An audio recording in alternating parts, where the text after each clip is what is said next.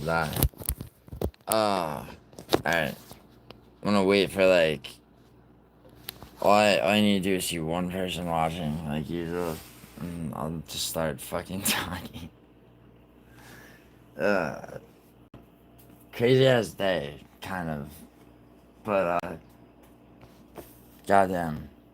Goddamn if this fucking YouTube channel hasn't, like, probably stopped me from committing suicide over a fucking breakup. So, I was gonna post this video, but instead of doing that right now, I want to talk to people about a channel called MusicalMMA. Yo, alright, cool. Alright, yo, so, if anyone in my, like, who subscribes, oh, what's up, Ron? Right? Yeah, dude, it's so dope, dude. He's so, like, what an OG.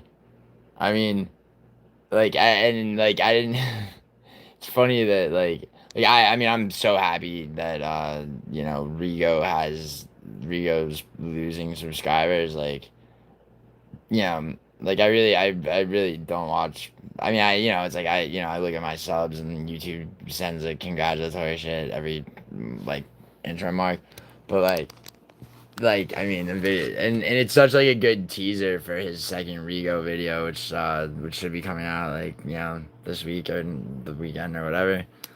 Like, I mean, and also fuck Rigo, like seriously. I mean, not only is he a pedophile, but he apparently tortured a cat or like beat the shit out of a cat, and he was proud of it. Like I literally rescued a kitten yesterday. Like this fucking guy, I really want to encounter him somewhere. Like literally want to encounter him by chance, and he's like, "Are you Giuliano?" And just fucking brutally assault him. But no, but dude, Musical's video is so sick. Like the fucking for the hold on, here I'm gonna fucking I just want to see it. It's so, cause like it's so good and like the brevity of it. It's like it's like there's so much going on.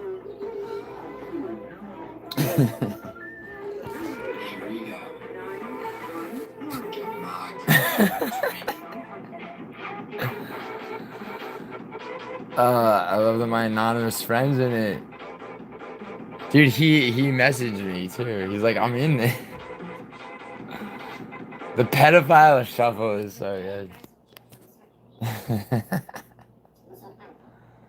Yeah, for real, dude, good looks to fucking musical, for real. But yo, so, also, oh yeah, and fucking, for fuck's sake, dude, how does musical not have more subscribers than Rigo? Dude, make that shit happen next. People, tell your friends, like, for real, I mean, dude's a fucking pillar of the MMA fucking community, and like the good MMA community, not the fucking Rigo hijacked shit. So oh yo, by the way, so I've been told Rigo's like on the run basically after grooming and molesting an underage boy. I guess he's like just fucking hopping around Central America. Um, which reminded me of this guy. So I watch a lot of true crime shit, right? There's this guy Daniel Larson who's this fucking he's like a pedophile who like had like a tranny boyfriend or girlfriend or whatever, and violently abused them and would post on all these pedophile forums, and then now he's like homeless and toothless, and but he bears a striking physical resemblance to Rigo. Like they both have the same just like Lego person hair and fucking just chin and nose shit. But anyway, and similar stories too, and similar interests. Fucking kids, being among the strongest, which is really really fucking edifying. These fucking pieces of shit. Rigo, Rigo is such just human garbage. Um, you know, so I mean, you know, I mean, way more. Way, it's way more of a thing that it's like I hope he fucking you know I really hope that it bothers Rigo deeply that I've passed him in subscribers. Like I hope that he may be too frantically running from the authorities to you know maybe he'll stop and shit. Oh, um, actually, fuck, dude. So I forget the people telling me shit now. Um, what was it? Oh yeah, yeah, I guess his like viewership is dropping when he goes live. Like you know, people track that shit. Someone else told me that they were literally the day and that they had unsubscribed to Rigo and um got a bunch of their friends too. Aspinall announcement. Oh really? How do you know the Aspinall Jones announcement? Because that's fucking big ass news. I feel like MMA Guru would be live for that if that were true. Is that so? Okay, so shit. I fucking probably got push notifications from Buddy Alba. Wait, is that on Aspinall's channel? That's that's amazing timing. Um, let's see. See what he's got. Um, yeah, cause like I mean, why would Aspinall announce it? Why would he be allowed to announce it before the UFC? I mean, that's kind of a fucking head scratcher, right? Anybody think about that?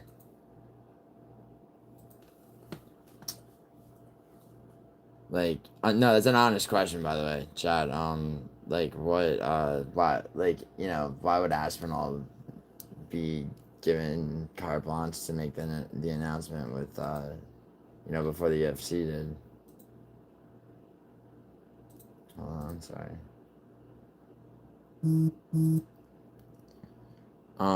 But alright, so let's log into YouTube from a browser, from a fucking computer or Instagram rather. That's always fun. Fucking annoying bullshit. Mm. Yeah, listen. Oh my god, dude. Dude, what? So annoying. Alright. No, yeah, I mean, obviously, it's like who the fuck ever logs into Instagram from their computer? Should I save my login info? Why not? And do it. John's on for week 1, July, but I mean that would be a crazy amount. I mean that really means that fucking I guess the humiliation tour paid off, dude, because for Dana White, I mean, let's see. I definitely follow Tom Aspinall on Instagram, so let's see this. Tom Aspinall official. There he is. What if he bullied? What if he bullied Dana White so hard that they gave him permission to announce the shit? Yeah, I would say June. Yeah, June would make sense. I forgot about International Fight Week. Yeah, yeah. Um, that would make sense. That definitely. Yeah, UFC had I think it's the only month this year that they had two. Well, no, October also, but I was gonna say that they had two pay-per-view cards. Um, but yeah. Um, I could see that. I could see that. I mean Jones. Jones definitely has time for a full camp. What's up, Cheddarhead? Yo, Cheddarhead. You see that short musical made? He's it's so dope, dude. Musicals fucking amazing. Um and anyway, yeah, so Tom Aspinall versus Jones. I mean Jones oh dude, Cheddarhead, watch it. Watch it. It's so good. It's so good. It's like 40 seconds long. It's fucking amazing. it's on his it's in his shorts on his page, and also it's in my I put a link up and told that like anyone who's not fucking subscribed to Musical MMA to subscribe, like and subscribe his shit. It's in my community tab. Dude, he's Musical's been so cool. Like he's so dope. It's shit's funny as fuck, dude. Like I mean, he needs to be like more people need to know who he is. He needs like but yeah, he's dope. I can't like honestly I can't say enough good shit about him. I know someone gave me shit for the like trying to say like I can't go like however long without bringing up. It's like yeah, but it's like credit where credit's due. I mean, Jesus fuck. I mean, um, but anyway, yeah. So this Tom Aspinall announcement. So it just doesn't make sense to me that the UFC would let Aspinall announce it himself before they did. But because Dana White like releases videos of him being like, oh, I got like these 3 fights are happening, So I figured I figured it's probably not, and also it's fucking really soon after Jones just fought. I mean, I don't know if this is real, but I mean, hopefully, right? That would be a fucking that would be a fight. Like I mean, not only did I predict, then I could have a short video of predicting this, exactly how it would go. Where Jones wouldn't retire, and then like the Aspinall fight gets announced. So I mean, I could be like, yeah, maybe I got a couple of things figured out. I mean, it does just make sense that it would happen. Oh yeah, Ron. Fuck. Oh, the fucking soccer table. God damn it. Forgot about that shit. I mean, I didn't actually forget, but I hadn't thought about it. So, yo, how'd you do? I don't know if you have Serie A bets. I mean, I know you do somewhat, but like, I mean, my Serie A parlays, I literally hit everything. Um, Udinese, Udinese versus Empoli was a draw, which I needed Udinese to win or draw. I didn't have any more like specific bets on that game, and then what do you call it? And then Lecce. I needed Lecce to beat Venezia, and I forget what I fucking what did I have? I think I had, if I'm not mistaken, it was that it was a draw at halftime. Yeah, for the Lecce Venezia game is that it would be a draw at halftime, and then Lecce would score the first goal, which turned out to be the only goal, and that they would win. I might have had a bet on it. Was a draw, yeah, draw at half. I might have had a bet on them scoring in the second half. I can't remember, but yeah, that was a big ass payday from from soccer. But that doesn't matter because this is a fucking YouTube. This is a MMA channel, so I mean it does. Sure, dude. Like it's fucking. I don't mind going off about soccer with you on the live stream. Um, and also because UEFA Champions League. Yeah, this is a fucking lot of games too. AC Milan versus Bratislava is gonna be a fucking beating, dude. Yeah, dude. I mean, and Cheddarhead, yeah, I passed Rigo in subs for sure, which like makes me happy because of how much I despise Rigo. I mean, just because of like I mean, what a fucking piece of shit he is. Um, and but musical is fucking amazing, dude. Like I love that you put like I think my favorite part of the video because my anonymous friend like he's before I texted him. I'm like, yo, I was like, musical made it short, but it's like before I even was able to text him that the shit existed, he sent me a text. He's like, I'm in this. There's like a cut to him for a second, but no, though. I mean, yeah, Rigo's a fucking piece of shit, and also, yeah, that's so good. Like, dude, I Yeah, see, I called it. I knew he fucking was. I knew it was bullshit. I told you it was, dude. It's just it's first of all, it's like it's too soon, obviously, right? Also, it doesn't make sense that why would Dana White be like, yeah, Tom, you feel free to fucking drop this when you want, like before the actual UFC. Some gay meetup for who? For Aspinall? He's jonesing. He fucking yeah. What if what if we found out that like um that do you guys remember so do you guys remember before when Aspinall fought Pavlovich, Aspinall actually did some tricky shit, right? Um when so when they go up, like they're standing together, right? They're about to start. Aspinall puts his hand on Sergey Pavlovich's shoulder, right? Sergey Pavlovich does the same thing back, thinking that it's like a, all right, bro, best man, may the best man win type thing. What Aspinall was really doing was he was fucking measuring his reach, okay? Like, something people don't fucking realize. Which is not, there's not, I mean, look, if you can draw a dude into fucking putting his arm out like that, and he doesn't know what you're fucking up to, like, there's nothing illegal about that. It's a fucking chess match, like, any MMA fight, right? But, like,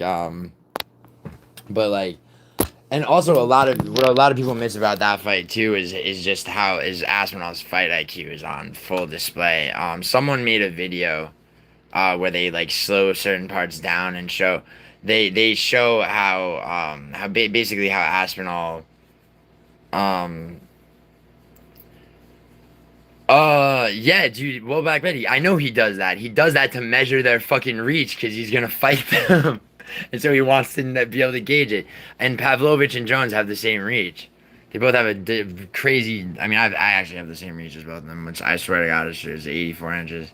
Jones is 84 and a half, but Pavlovich is 84-inch reach. Aspinall is 79, which is not short, but yeah.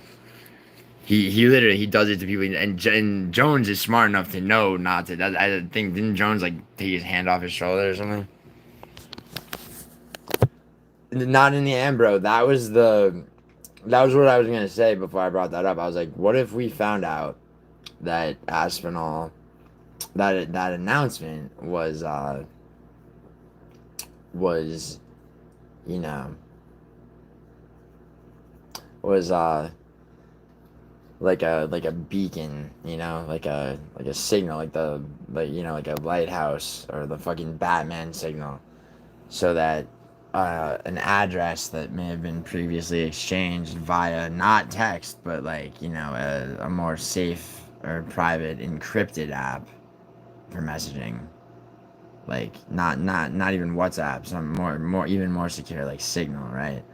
Let's just say a certain address was exchanged, and a certain Jonathan Jones uh, was waiting for that Instagram shit to not be real, so that he could make his red eye flight to international waters. And let's just say that perhaps in 9-10 hours from now, John Jones and Tom Aspinall are in no country in particular, international waters, right? And they're making love. They're making love. Like fucking frenzied apes in cages. You think Gon has longer arms than Jones? But dude, Gon has a no. Dude, you can come on, Woback, buddy. You can look this shit up, bro. Cyril Gon is an 81-inch reach, and Jones has an 84.5-inch reach.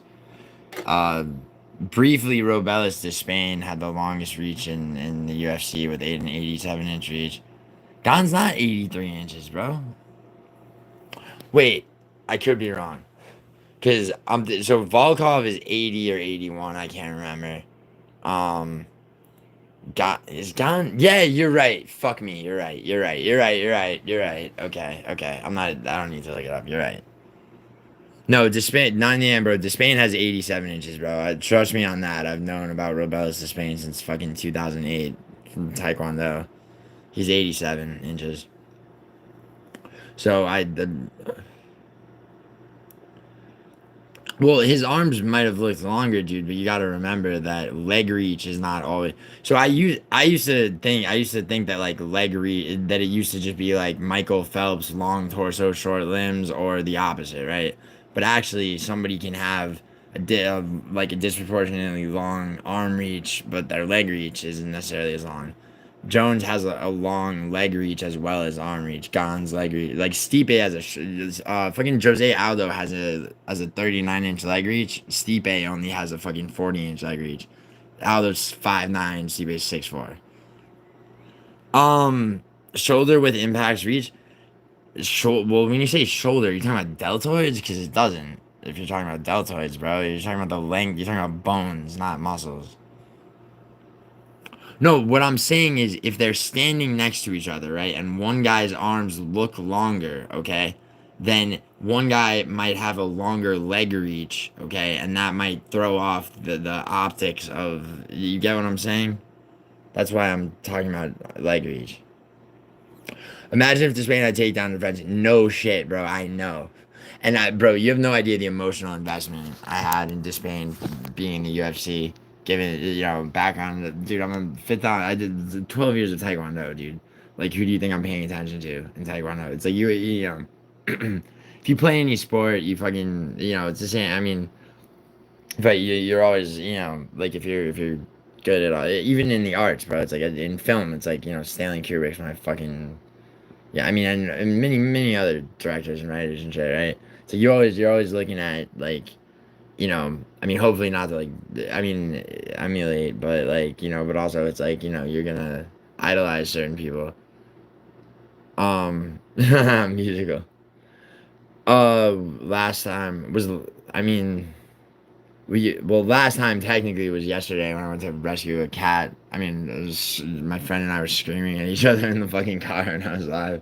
But yeah, dude, yeah, man, your fucking short is was dope, dude. It's like a fucking it's like a shot of I was gonna say like a shot of speed, which I don't think I've ever shot fucking methamphetamine.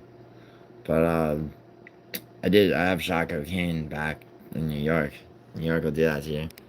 Oh, last time you were in stream was that when I passed out and got fucking copyright claimed for Cheers? The fucking show Cheers came on randomly as fuck. Like, I've never. I mean, not that like if you enjoy that show Cheers, you'd have at it. Like, nothing against it, but like I was watching a soccer game and Paramount Plus just like fucking smash cut into throwing Cheers on, and then fucking YouTube's like, yeah, this like live stream video cannot be posted, and it like sectioned out the thing, so I had to delete, and like it allows you to just delete the whole thing, so it's up, but it's like probably it ends probably shortly after. It's like I mean, I guess I lost some watch time, but fuck it. It's like just 3 hours of me sleeping like the fucking like the fat incest English people that No Chill and I were fucking watching. If they're the same height, stood shoulder to shoulder. True. Yeah, but Gon and fucking Jones are not the same height, dude. Cyril Gon is 6'5", dude. They put 6'4". I don't know why the fuck they put 6'4" on the tail of the tape, bro. Cyril Gon is 6'5". Um, and Jones, dude, I've met John Jones randomly at in Vegas. Totally randomly. Not, I've never been to like one of those events. He was at like I got up from a blackjack table to go take a piss and fucking to like John Jones and his brother, and they were saying goodbye to each other. And his brother walked out to leave. He probably was staying at the hotel. It was the Win, the WINN. It's one of the MGM on hotel casinos on the Strip in Vegas. I was just in there playing blackjack, and yeah, dude, I fucking met, shook his hand and everything. He was actually really cool to me.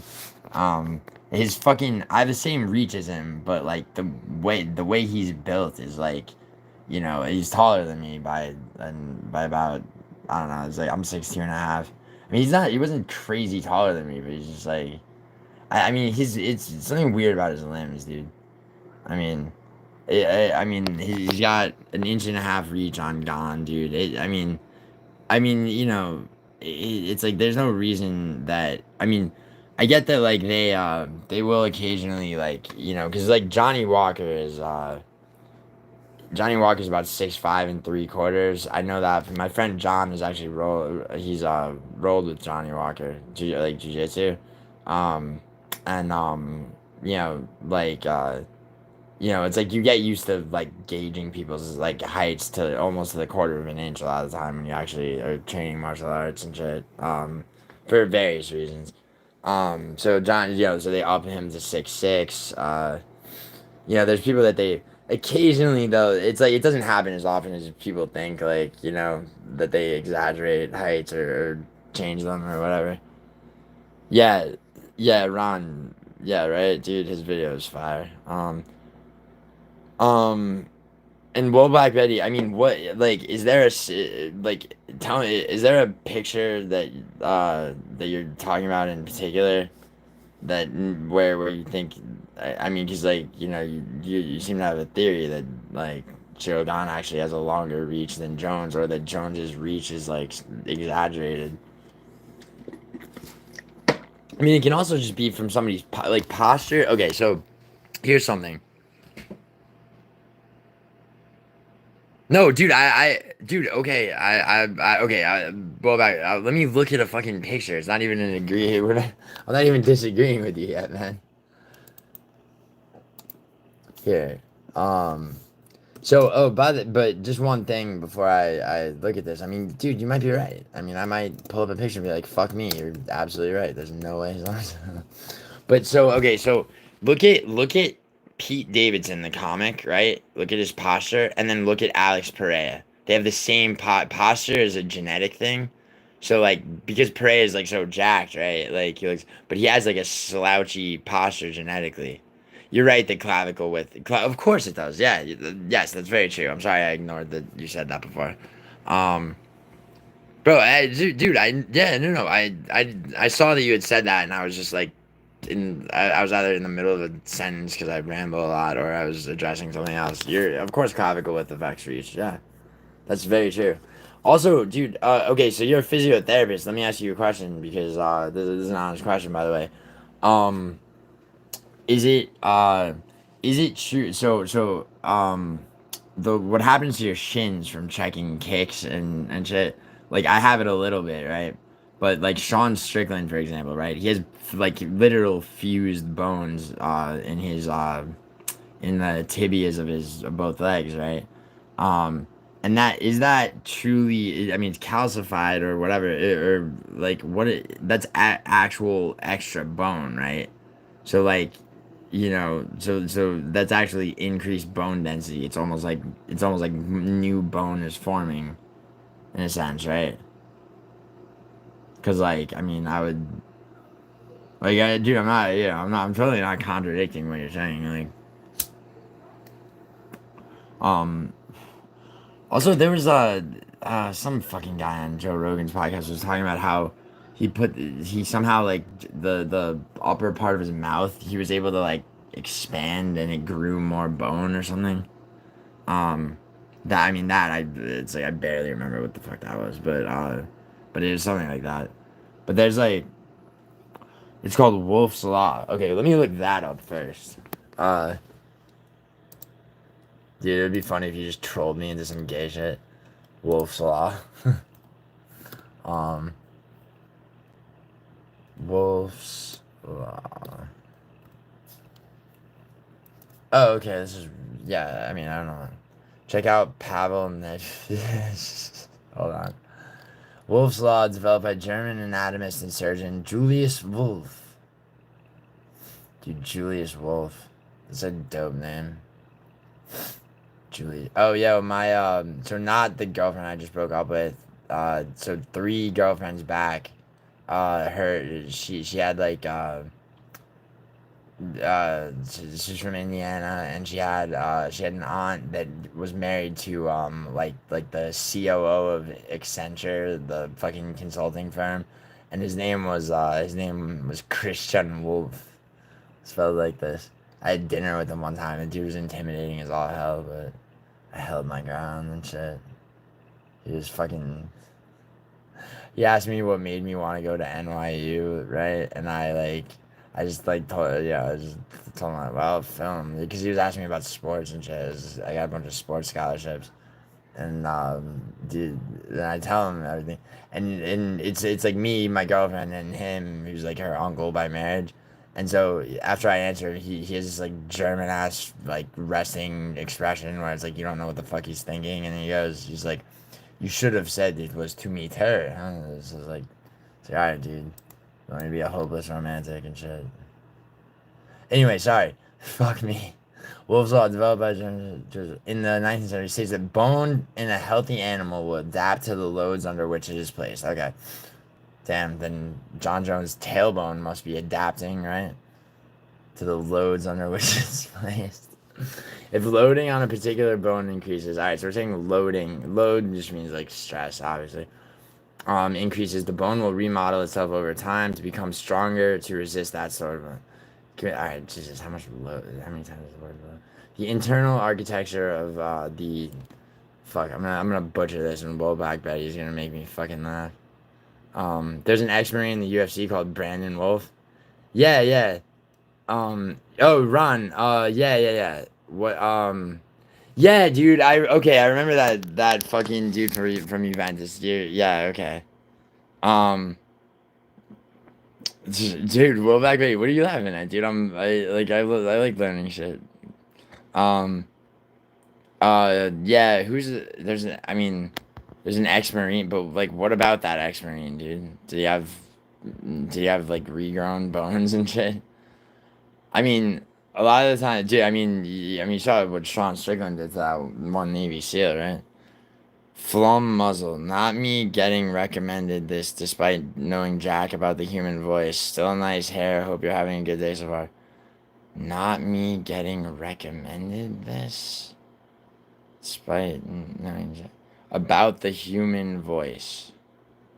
What the fuck are you talking about? Flum muzzle. Still nice hair. My hair looks fucking retarded, dude. Because I woke up at this girl's apartment and like kind of rolled out. Like, I haven't had I don't really put time into my fucking hair. But hope I'm having a good day so far. It's well so far it's an hour and 19 minutes into the day technically. So and yes, it actually has been dope, dude. That short by musical has made my day so far. I don't think anything. We're only an hour and 20 in, but I don't think anything else is necessarily gonna top it. Good looks on wishing me a nice day. I don't know if you're up to some shit, but like I don't really care. Anyway, Wolf's Law. Wolf's Law is interesting to me. So, all right. So I'm gonna butcher this, roll back, Betty. But the internal architecture of the trabeculi okay, the trabecula. It's a small, often microscopic tissue element in the form of small. Okay, this makes sense. Yep. Of the trabecula undergoes adaptive changes followed by secondary changes to the external cortical portion of the bone, perhaps becoming thicker as a result. The inverse is true as well. If the loading on a bone decreases the bone. Okay, so yeah, the opposite would be like when people have low bone density, kind of like fucking veal if they don't like, if they don't exercise and shit. Phone was like, oh, LOL, I don't know what this is, just chatting. Well, it's a fucking live stream, dude. What the fuck do you, like, it's not a video. Like, yeah, okay, yeah. Black Betty. Yo, here, since you taught me something, bro, Black Betty, I got something for you.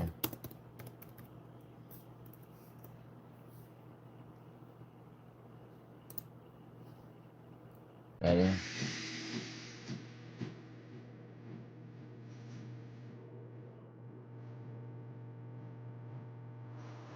Well, Black Betty, this is for you. I you just taught me about Wolf's Law, dude. Now I know why my tibia is like just you motivated me, dude. I'm gonna go to fucking Muay Thai today. Bro, why did you give Nick Diaz vent? Because he wanted it, man. MMA consultant, he wanted, bro. What do you mean? I didn't give it to him. I sold it to him, bro. Nothing's free in this life. You know it's a live stream, but what it's about? Bro, read the title, bro. Musical MMA made a fucking fire video. If you're not, if you haven't, what's your name? Flum Muzzle.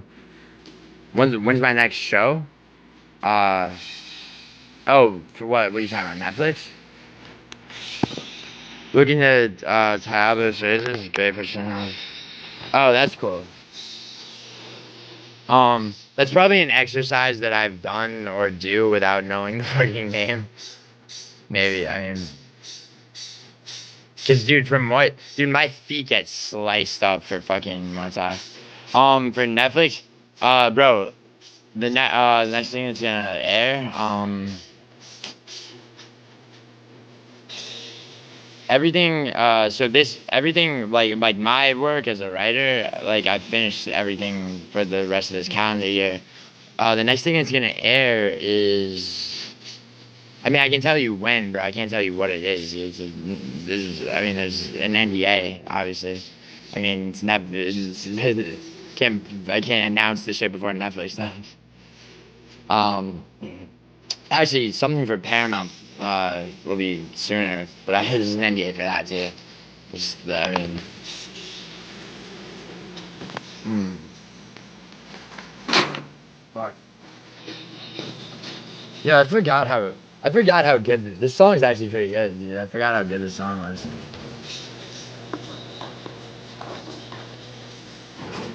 Uh, uh, shit. What was I gonna look at? Yeah, psychologist. So you're a physiotherapist, huh? That's fucking cool. Do you, I mean, do you have any, patients that are fighters at all? Yeah, this is a dope guitar solo. I was trying to play, when we went to, I named that, kitten Aphrodite that my friend and I rescued yesterday. So I was trying to play Tales of Brave Ulysses, but he kind of wouldn't shut the fuck up, like, my friend, mm. You retired? You retired? Oh, did you retire because of COVID? You're just like, fuck it.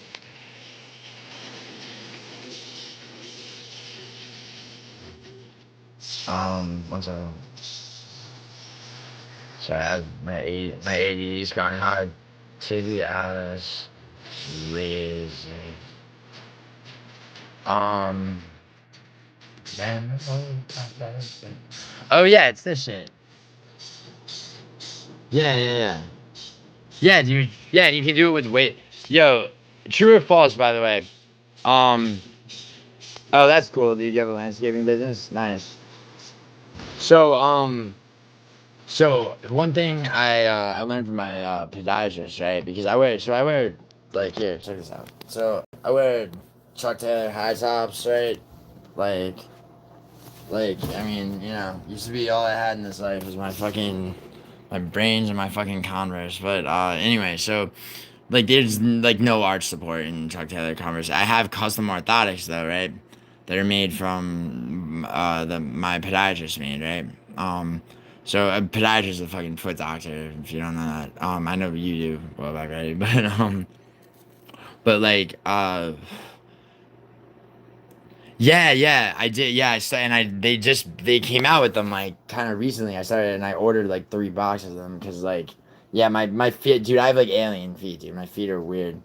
Like they like the toe part of my feet are, it's like super wide. I have a super high arch on my right foot, and then my left leg's longer than my right leg by a little bit. But like my podiatrist told me that like literally every human being should get custom orthotics because yeah, no, the wide toe box really fucking makes a difference, dude. It makes a huge difference, especially because like, dude, my feet get like your feet from Muay Thai, your feet get people don't know that like it's not just your shins taking it, it's like your feet, the side. Like right now I have cuts like on the sides of my feet and like the tops of my big toes, like scabs and shit, right? Like you cut your feet up for Muay Thai too. Um, yeah, 5 finger, bro. If you're running in 5 fingered shoes, then you have strong foot muscles. For soccer, my shoe size is 12 and a half for most shoes, sometimes 13. Um, it depends on the shoe. For dress, anytime. I mean, I went to a wedding in June, so I mean, which is the only reason I I do the best I can to avoid ever having to wear like a suit or if I like real dress clothes. But yeah, for dress shoes, because their dress shoes tend to pack your feet in like some fucking Japanese foot binding. It's 13. But yeah, for Converse it's 12. 12. It's actually 12 for Chuck Taylors, but like sneakers and shit are 12 and a half. Oh really? You've been using them for over 10 years. Yeah, dude. So yeah, I was about to say five. Yeah, 5 finger shoes. I wear. So I try to wear 5 fingered socks and just like in my apartment and shit almost always. When I'm just chilling. Um, and 5 fingered shoes or actually shoes or socks. Cause like I used to do it all the time when I played soccer. I fucking like we got to like our soccer coach was insane. The practices he put us through, it's like basically 90% of the reason that we were that good. Cause like I mean dude, we'd be running, we'd be doing wind sprints uphill, with 5 fingered shoes. But yeah, I was just gonna say that you have to slowly build up because you could tear you like if you fucking just put on get 5 finger shoes and then go running, you could tear your fascia. I think it's called your lower back bed. You'll know the fascia muscle. Um, my friend did that. Like an idiot. He fucking didn't listen to me. I told him to get the sand. Yeah, that makes sense actually. Those sandals, but so the thing is like so people don't know this a lot of the time. Even a lot of athletes don't realize like if they're not like runners or they don't like play soccer, do something that where the actual foot muscles need to be developed. Like almost every like pretty much every kind of shoe, but 5 finger shoes. It's like a cast, so like the muscles in your feet they're not like atrophied, but they're not being worked really whatsoever. So like 5 finger shoes work those muscles, but like it's like anything else. You can't just like put them on and go fucking running. It like that's like, racking up like a shitload of weight on a fucking bench and you've never really like done a bench press before. It's like you're probably gonna die. you know. Like if you and tearing the muscles in your feet, the way that like you could tear them if you just put on 5 fingered shoes and hold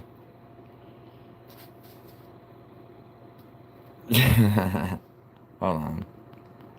Dude, people keep messaging me about musical short that he made. It's so dope, man. Uh, I roll my plantar fascia with a hard cricket ball every morning.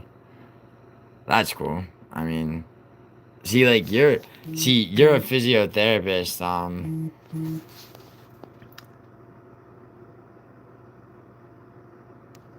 physiotherapist. Meaning that like your form is probably on point. Like I was about to ask. So when I showed the picture of that exercise, right? Because like yeah, we do. I do those exercises kind of naturally, um, like and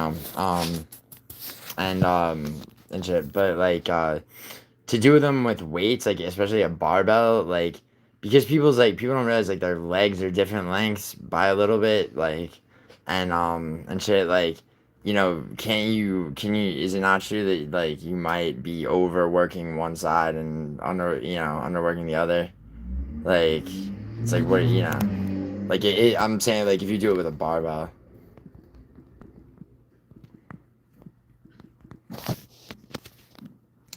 I can't wait. Oh, a can of deodorant. Oh yeah, yeah. Well, I mean, a can of deodorant. So you wait, what kind of deodorant do you use, dude? 'Cause I mean, I use Old Spice. It doesn't come in a can. You spray on deodorant? Okay, so what I asked was like, so my podiatrist told me that pretty much like any human being ever born, one leg is going to be longer than the other. It's just a question of degree, which is why he says that like custom orthotics, like everyone should basically have them. Cause like, cause obviously you can get ankle pronation and like once you can fuck up your lower back, shit like that, right? But so like on the same token, right? If you're doing those exercises and you're doing them with like a barbell or something, right, in between your feet, right? You can is it not true that you could probably without realizing it, like you're overcompensating. You're like one side might be overcompensating, whether it's like your dominant right or left side or just the side that's used because like the muscles in your should like the way you walk also like given that one leg is longer than another is impacted for sure by so it's like a lot of the time it's like people's like calf muscles are like people with like developed calf muscles like they don't look symmetrical like their one leg is different than the other. Yeah, well, yeah, but like I mean to see which side is strong, I mean, oh yeah, yeah, okay, yeah, yeah, that's what I was, yeah, that makes sense. Yeah, it's like a lot of people don't realize how hard it is to fucking you know uh not to like train your body like who's it someone showed me this guy he had one arm, he's like a MMA fighter I think, and he had one arm, like his arm like I think his right arm like was like a stump like above the elbow, and he still had like his abs were crazy even like, yeah, I think so, I think Nick Newell. um I mean how many fucking MMA fighters are there with that exact description? But let me make sure. uh so yeah, Nick Newell. Uh, yes, yeah, this guy. So like you look at this guy's look at his the deltoids in his left like stump, right? It's like I mean, well, actually, that you get. I mean, he's got enough of his left arm to develop that, but just the fact that his bicep is developed whatsoever on that side, and like his chest muscles and abs, like I mean, the symmetry of his musculature based on it, it's like if you don't, because it's like for me, it's like my arms are super long, like disproportionate to my height, so it's like if working out, it's like if my form isn't on point, like if I have my fingers like spread wider just by like a quarter fucking centimeter on one side than the other, I'm gonna like, I'll default to like the dominant side of my brain. Everyone is inbound. Yeah, yeah. No, I know. Um, he fought Gaethje. He did fight Gaethje. Yeah. Um, is plantar fascia that stupid tearing pain I feel in my feet when I put like a shit ton of weight on it? Uh, plantar fascia. I mean, low back pain. I mean, I want to say that when you you put a shit, it's like you put a shit ton of weight on your foot or like your body weight. Do you mean? Because like yeah, I mean I'm gonna assume you mean body weight because it's like why would you be placing weight on top of your foot? Okay, plantar fasciitis. That's when your plantar fascia gets fucked up. That's probably what you have, dude. Yeah. Oh wow. I said I wasn't even looking at the chat. I said it at the same time. But I mean, because I'm looking it up, dude. It's unfortunately not parallel thinking. You went to med school. I didn't. But, fucking, how to cure plantar fasciitis in 1 week. Well, Black Betty, is this some bullshit? How to cure it in 1 week? Because yeah, this is from samuraiinsoles.com, so seems like it is. 5 best electric foot massagers. So, those massage guns, like they all look the same, even though they're all made by supposedly different companies. Like using one of those on my feet is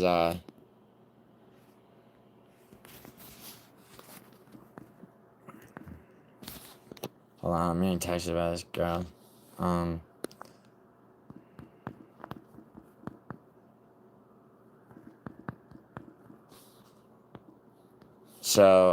Sorry. Fucking did not plan on meeting, so now I have to wake up in strange places and shit. Plantar fascism. So I'm looking at the supposedly. So I'm at bestconsumerguide.com trying to looking at the top 5 like food massages.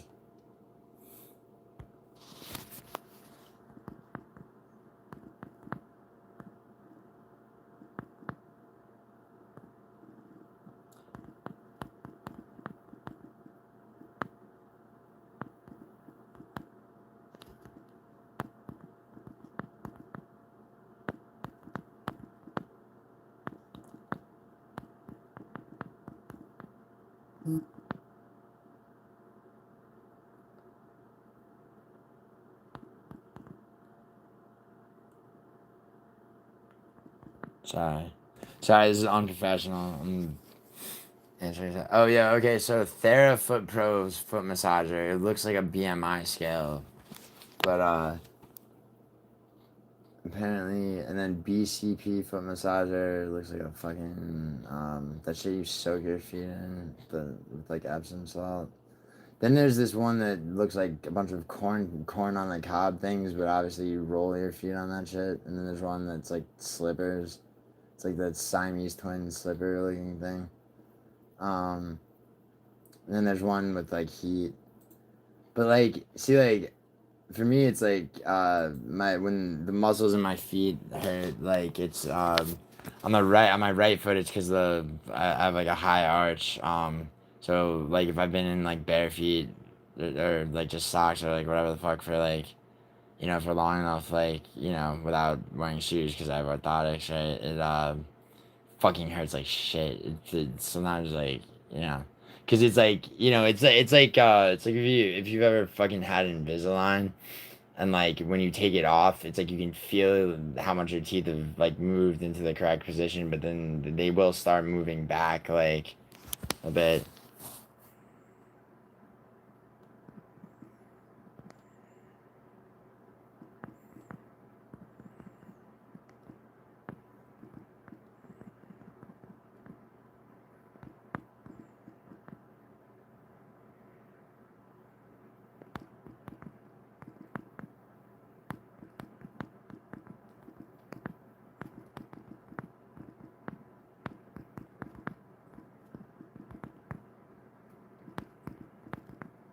Sorry.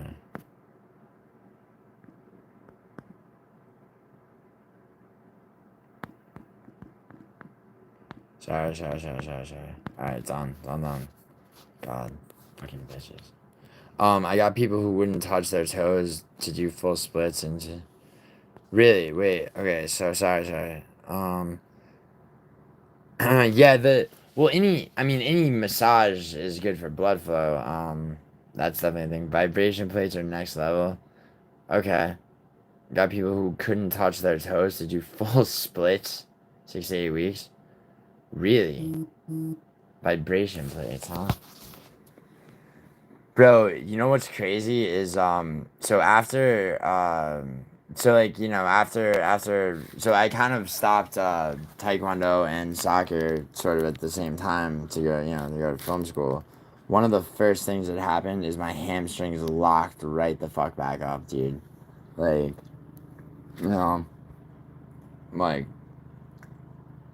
because like my legs and arms are I mean I'm tall, so it's like you can't really I don't look like immediate, like you can't really tell I'm disproportionate. My legs and arms are disproportionately long, like unless I like show you in person. But like but yeah. Yeah, like my hamstrings got fucking tight to where it's like I remember realizing like I couldn't touch my toes like fucking 2 years into fucking college, and like what the fuck is going on.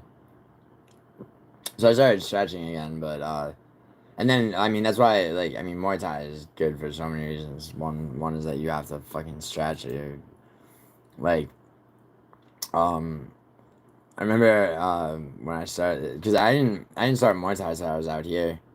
Um yeah, I'm looking this up, dude. The vibration plates.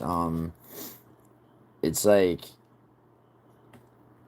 I got this thing that stretches my upper back, like cervical spine.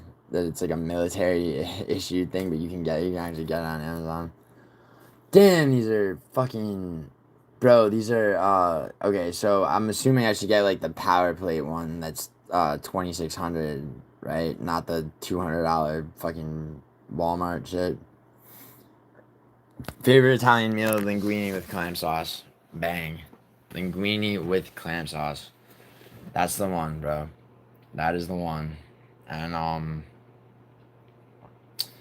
you know, there's really not much else. No, of course there's a shitload of other Italian meals that I like, but that's like, that's the Kubrick of, or the Nikola Tesla, or the Shavkat Rachman of, or if you're Dana White, the John Jones of Italian meals. Yeah, yeah, dude. Why they? Oh, pizza. I mean, bro, usually like so like well made. I mean, it's had people eat. People don't know that like I mean, some people do, but in Italy, like the how big a slice of American pizza is it's like three times the size of like any pizza you'll get anywhere in Italy, but any good pizza that you'll get in this country that's made by actual Italians, that it starts with a dough. Campanatta is good. Campanatta is good. Um, but the way that you can tell that, so it's like basically good pizza that you get in this country is gonna be bigger, but it's like it's about the dough, it's about the brick, brick oven preferably. Um, good like margarita pizza is like always good. Sicilian is good too. The thing about Sicilian pizza that you get in this country is it's not really Sicilian pizza, because Sicilian pizza is square, and it has to do with the way that people don't. I keep saying people don't know or people don't realize. Okay, so I mean, like how could you if you don't like? But Sicilian, the reason that Sicilian pizza is square is because basically so the architecture of a lot of buildings in Sicily, where like before they had modern like kitchens and shit, they would have you'd have like a room where like for dough to rise, yeast and shit and bread to rise, and the room would be like they would control the temperature in the room by having these rectangular sort of like almost like like doors where it's like that thing comes across and like you only see like people's eyes. They would have like those things, but they would just be permanent, right?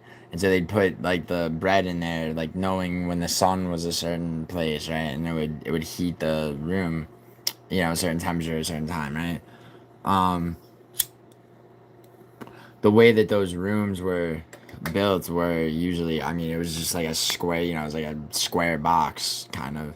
So with like sort of like shelves, or one, like like a shelf that just like is built into it. So it's like, so it would have to be square to fit, and and so basically the whole like the food that is pizza, like instead of going into a larger oven, it's the same thing, except it went into this square room, so it's the same thing except it's square. But then, because fucking the American sort of bastardization of pizza, it's like deep sea gigantism, if you know what that shit is. Like meaning, so it's like a regular like a calamari sized squid is like this big. Best pizza in California, dude. Honestly, man, like Joe's is what I'm talking about with like it's all about like like the dough, like if you have well made dough, like you really it's I mean you can only fuck up pizza so much if it's like I mean I fire out some like analogies that are kind of a stretch, but like it's like being an MMA fighter and having like having a base in fucking and wrestling, wrestling is probably the best base tournament. But like whatever the fuck, dude. I'm talking about pizza. Jesus fucking Christ. Yeah, dude. Like Joey's is probably the best. I mean, wait, you said in California? Fuck. Hold on. Sorry, I think you meant in LA. Just okay, just LA is Joey's probably. Like on a consistent basis. There used to be this place Pelicola downtown LA when I first moved to LA, and they closed in like 2016. They were cool as shit too. The place had like a projector, and they would project like Fellini movies and shit. It was a totally dope like spot, and they had like a real, but like they probably didn't do enough business or whatever. I don't know. Yeah, California Pizza Kitchen, man, all the way. Yeah, yeah. You ever watch that? You ever watch They fucking offered it to me, and HBO would fucking. They were assholes with the like. They wanted me to sign a contract that would have fucked my Netflix contract. I was all like, so I had to turn it down. It's a really good show. The fuck am I thinking? Succession, and the cousin who's like fucking half retarded, like the husband of the daughter, Shiv's husband Tom. He's like from Wisconsin, but he's like he's basically like his character is like a dude who's like reinvented himself like for the world of like just like high paced like corporate shit. And so he takes like the cousin who's like completely like retarded white trash culturalist out.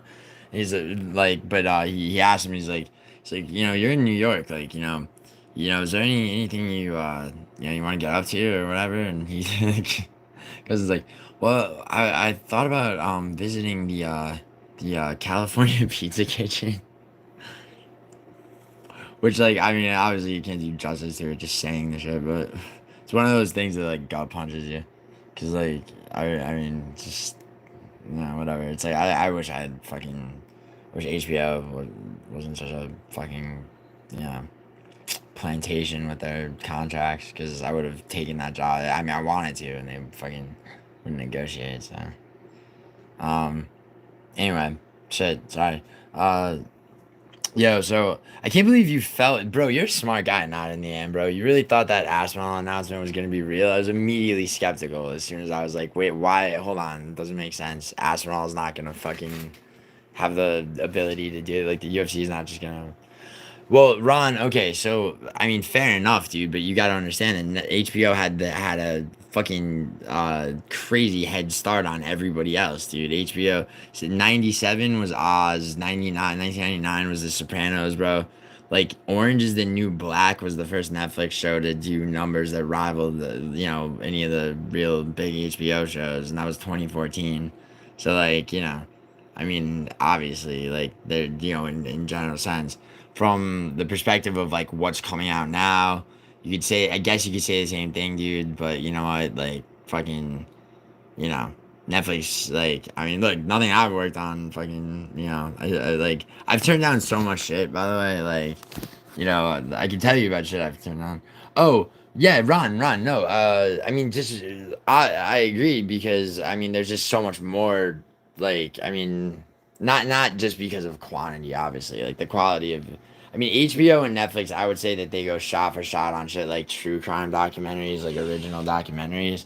I think that Netflix has gotten to a point where their shit's just as good. Like, I don't know if you watch like the Richard Ramirez one, or like, shit like that. Um, Tell them to stop blocking. All right, man. I'll let them know. Dude, just use a VPN, dude. Like, use a VPN. It makes shit so much easier. You can use a VPN on your home browser too, dude. Like, I mean, I don't constantly have a VPN up, by the way. I just, it's like anything you're trying to do where, Ron, you want me to be honest? I fucking didn't watch it. Didn't watch it. I couldn't get into Squid Game. Um, like, I couldn't. Yeah, dude. Yes, I know it's Netflix. But just because I don't.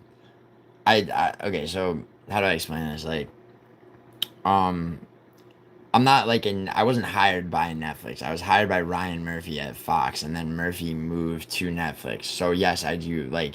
So my contract in Netflix is like me in particular is of like a higher tier than like, you know, somebody who's like a staff writer at Netflix. Because I came in on his deal, and then Netflix, around that same time, they sort of restructured the way that they do writers' contracts. So basically, I guess they, you know, they deemed me worthy of being paid as like a full-time employee, and then a year later I got what's called a triangle contract, or what it's nicknamed that, for, it's the whole thing. But basically, but I've turned. What's funny about that is I've turned down literally everything they've offered me for the most. That's not, except for one thing, but I can't talk about that because it's not. They haven't announced it and I signed an NDA. But I can tell you what I've turned down, for sure. Which, like, someone asked me that on live stream before. I'm having fucking days over. The Witcher, the second season, turned that shit down. There's some fucking Castlevania show I turned down. Um, I turned down one thing that I regretted turning down recently. So kind of recently because it came out. It was it was that show with so Nicole Kidman's the mom. Liev Schreiber's like the dad. It's like somebody gets murdered. Bono's daughter, who's pretty fucking hot, and she's actually a good actress too. Eve Hewson, she's in it.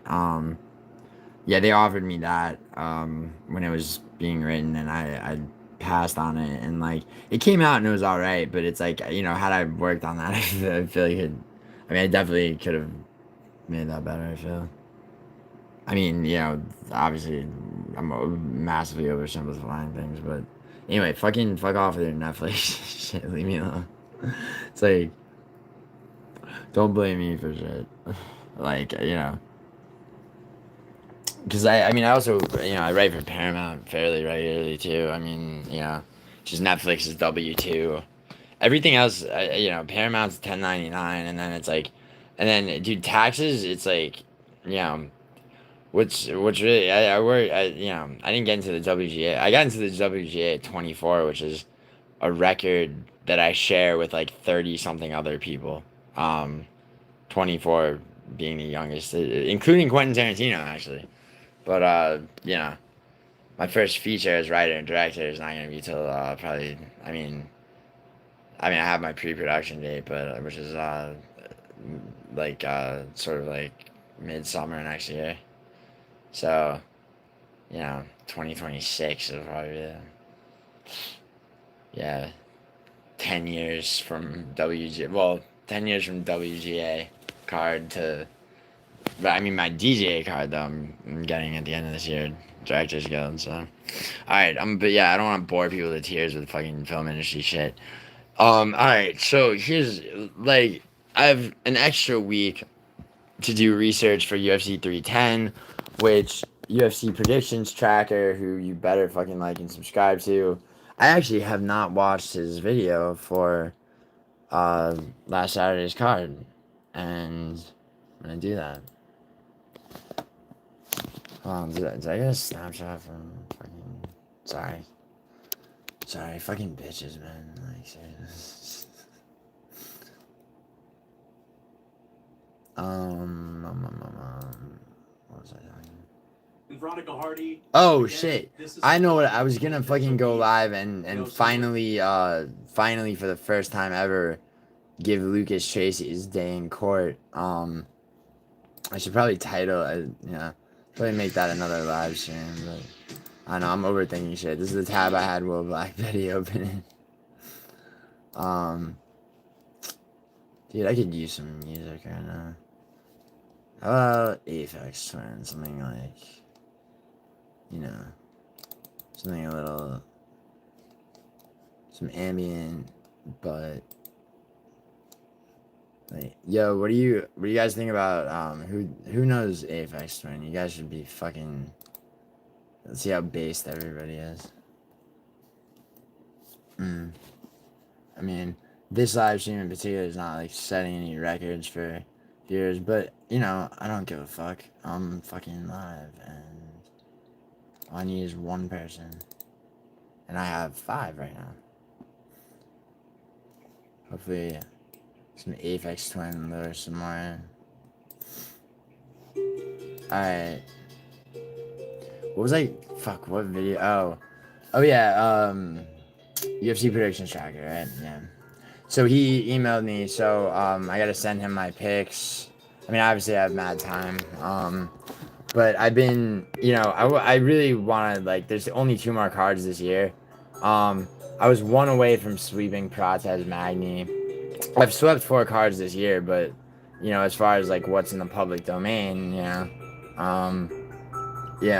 guys have only 307 until now to go by for my total pick, which, I mean, I've done well, but, I'd like to get that. I'd like to place in the top 3 for most correct picks on prediction tracker, which, like, he hasn't been tracking my shit until starting next card, so.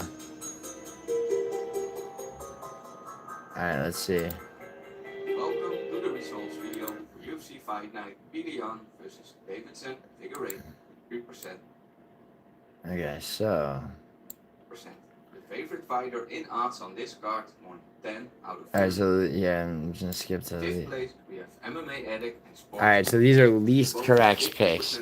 So he does like first to 5th place for least, and first is IMDb best site for TV shows? You mean to find information? I mean, yeah, dude, you can find anything you want to know, filming locations, every member of the crew, all of it. With 5 out of 12 correct. Ooh, people got smoked on. Yeah, this last card was rough though. Second place, we have Ray Bucks from Brostock MMA, UFC Ginny, and UFC Fights. All 3 of them with 5 out of 5 for 13. Some people want. Pick percentage 38.5%. And the channel this week. Okay, least correct picks for last one. Utica from Brostock MMA. Utica from Bro. What the fuck is Bros Talk MMA? Sounds like some bullshit. He went 3 for 13. Jesus fuck. I mean, it was a tough card, but Jesus. Made it into the top 3 of this week. Okay, most correct picks. Most correct picks this week. 7. Santino from the Santino DeFranco podcast. Yeah, see this guy. Correct for 6 pick percentage. Okay, here we go. Fourth place, we have James Lynch. He made 10 predictions. Alright. Correct for 70%. So. In third place, we have Glenn Butt. Yeah, but he didn't do. He only made 8 picks. 77%. Okay, so. And number 1 this week with the most correct picks number in 1. percentage, we have Paul from the Dogger Pass podcast. Paul, okay, no, he only did 9 picks though. See, one thing, the only flaw in UFC prediction tracker is he goes by percentage. But he does say how many fights that people predicted. So, like, this dude that he puts in first place with 78%. Oh, he went 7 for 9. He only did 9 picks though.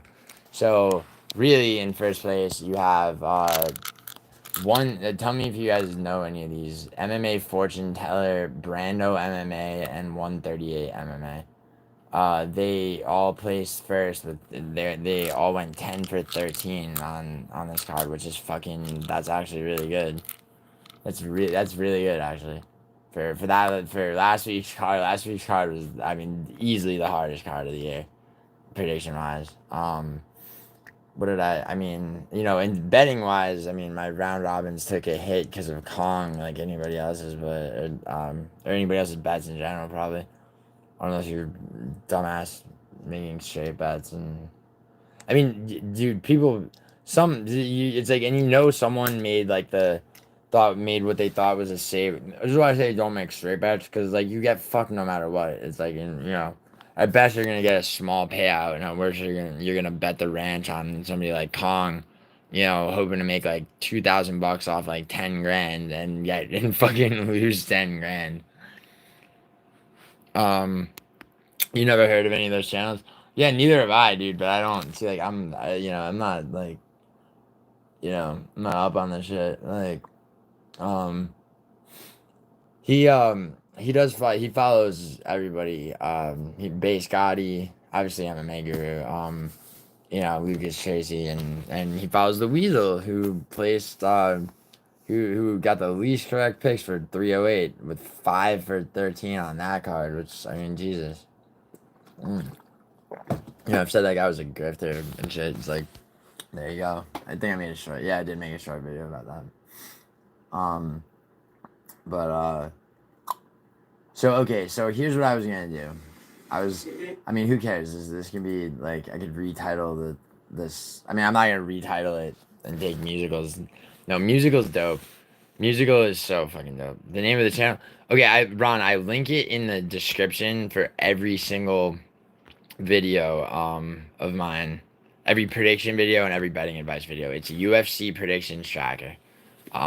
It just go to my videos and hit the description, and it'll be like, I'm like, I have the same shit about thanking MMA Guru for fucking encouraging me to make a channel, and shout out to Mickey Mays, and connect with Johnny Mitchell podcast, and then I'll be like, thanks you, and thank you to UFC Prediction Tracker for fucking keeping us honest, which is like, just in terms of accountability and shit.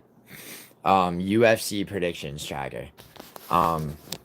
You should, yeah, it's like, I mean, it's where, and it also, because another thing. He's going to start tracking my bets starting with 310. He just, emailed me back.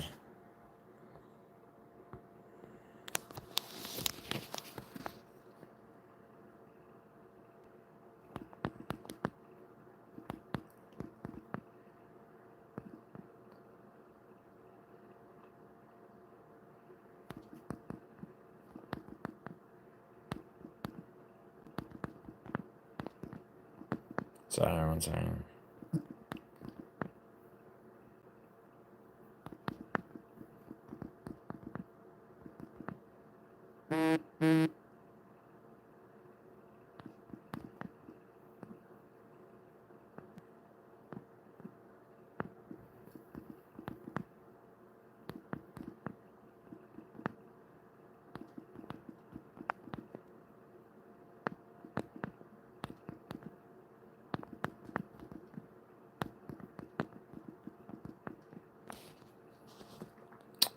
So Ron, yeah, he's gonna be tracking my shit. One thing he does too that's really dope is that he'll see, like, he'll go Vegas odds versus topology, right? To see who's more accurate, like, meaning, like, because obviously there's a favorite for every, uh, I mean, hey, what's up, Raj Shalipkar.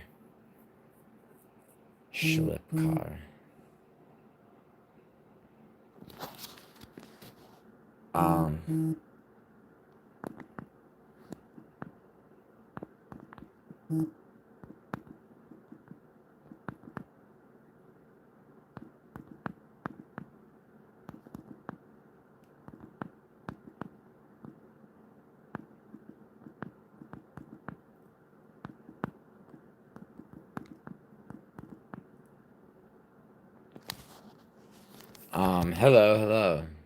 What's going on, dude? Sorry, I just had to fucking. Yo, music. Yeah, I'm gonna play musical short one more time. Just for.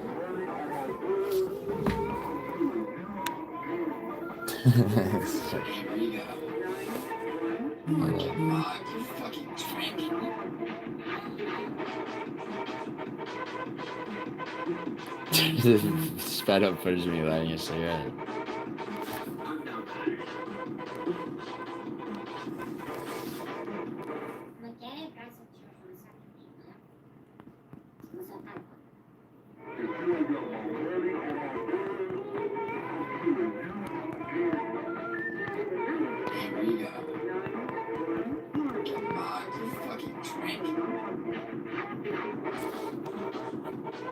Where am I from?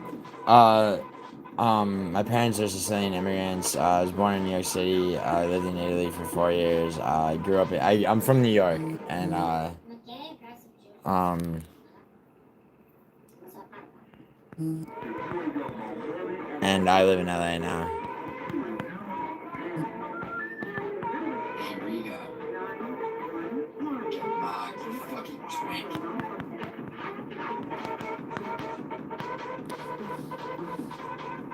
You're spamming the musical clip? Oh, good, dude. Seriously, please. Please do that. That's fucking dope, dude. Yeah, my friends are,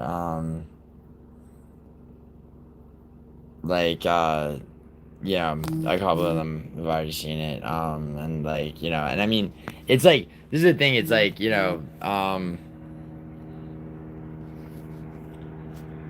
fucking, I'm not a musician, dude. No, I'm a screenwriter, filmmaker, semi-professional gambler. Um, like, I mean, I made a lot of money in stocks and on the side with the real estate shit too, but I mean, how does one, define themselves, I mean, as far as this channel is concerned, semi-professional gambler would be the, I mean, you can call me a professional gambler easily. Like, I mean, I could literally, if you strip away all my fucking income, but my gambling wins, I'm still, you know, I mean, even after taxes, you know, I'm still way above 500,000, and that's the only reason it's not more is because like, it's just what I put, like if I, so like, let's say what I put out, what I lay down betting wise, like on a typical UFC card could be anywhere from 900 to like 1,300, right? Depending. Let's say I up that to 9,000 to 13,000, right? My wins would increase drastically. By that same percentage increase, my wins would go up. Hi Raj, Ron. Yo, Raj, what's your story, man? Are you from, where are you from? I'm gonna guess either India or Pakistan or Bangladesh, maybe, perhaps.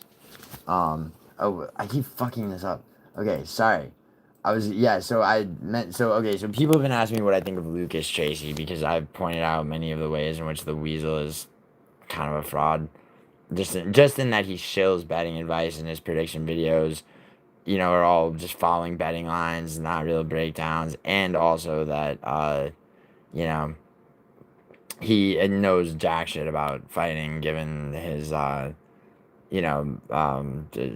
the breakdown of one particular video. Sean Strickland sparring Alex Pereira is a video that he had that I watched with my friend who is a professional MMA fighter, and both of us are just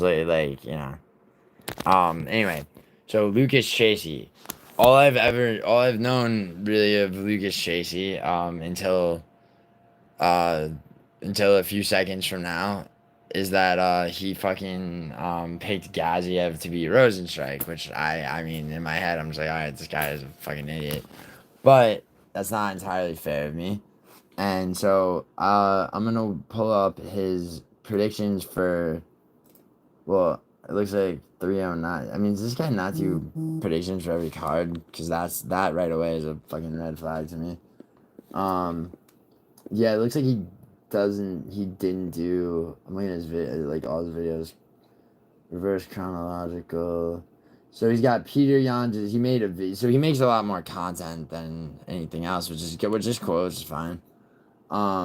Peter Yan just solidified himself as one of the bantamweight goats, blah blah blah. It's 28 minutes of that, which is fine. I'm not, that's cool. What I'm concerned with is the fucking is like, whether or not somebody's prediction videos are based on, breaking down a fight, research, knowledge of the shit, that kind of thing. Because I mean, I know that, okay, so Lucas Tracy has, he's 115,000 subscribers. It's a fuckload, right?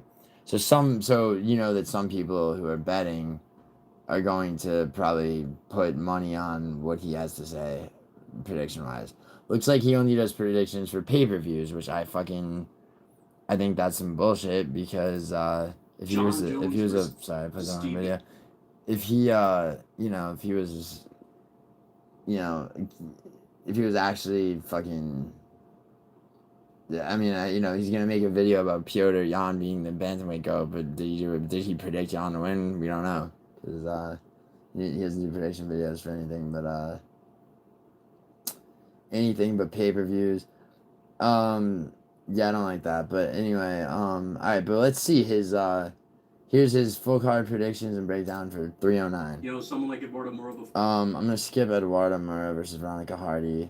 because right, let's go to okay, so so I personally so yeah, I got like it, and it's not, by the way, I'm not watching this necessarily to see how many he got right or wrong.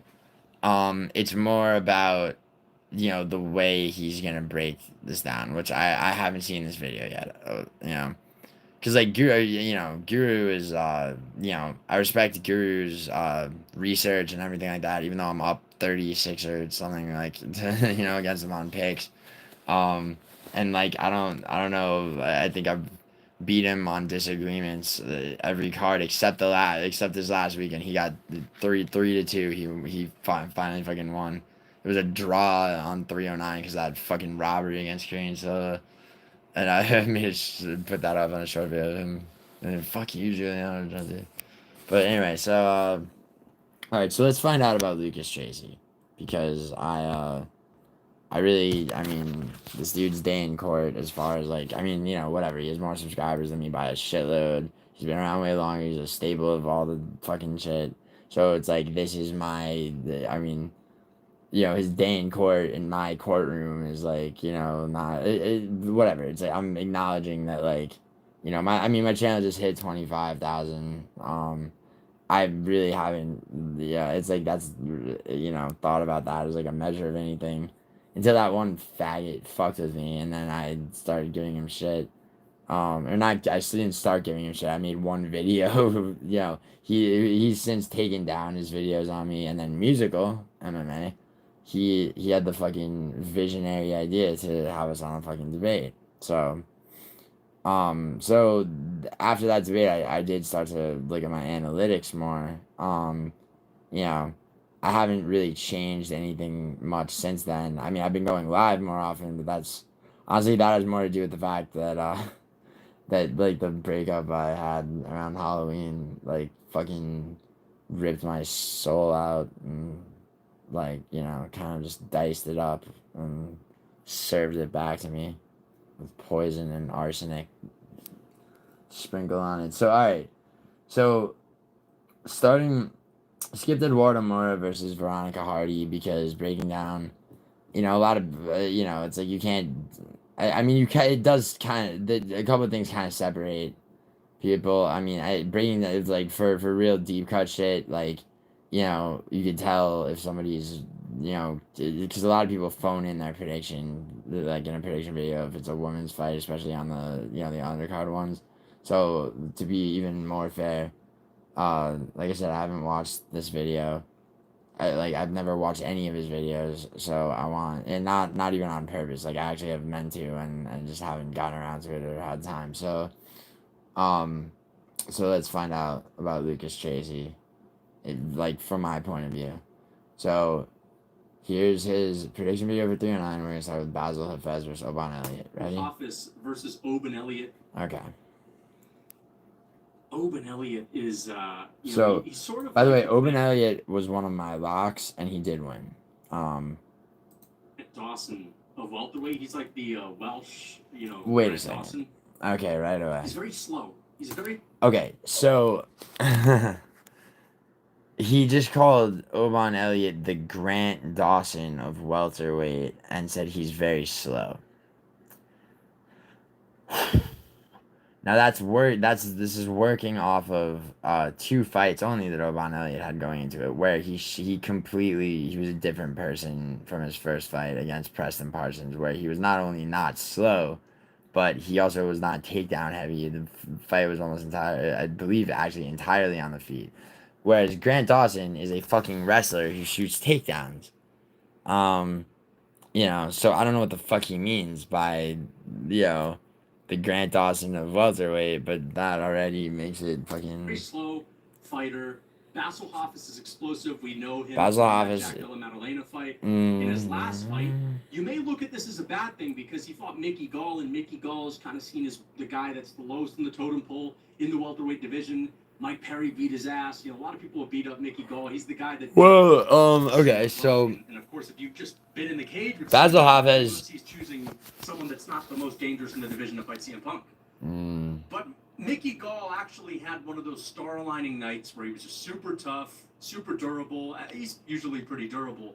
And I just think he had the fight of his life. And Basil Hoffus, Basil Hoffus won, he was though, a guy that some buddy. people had thought that he beat Jack Della Maddalena, which he just certainly No did. one But thought he because beat Jack Della tested Jack Della Maddalena. The Maddalena, split decision and was Basil kind of Hoffus bullshit, was although he nobody put in up a people's fucking body serious won. fight, and JDM Because has he had just improved had vastly success since then. showcasing It says against more about JDM, JDM than it and does he about goes out Hafez. there That was what I against said, and I a was guy that fought CM right. Punk and struggles. It looks really bad. It looks like maybe he had a star aligning moment against JDM, and So, that's it.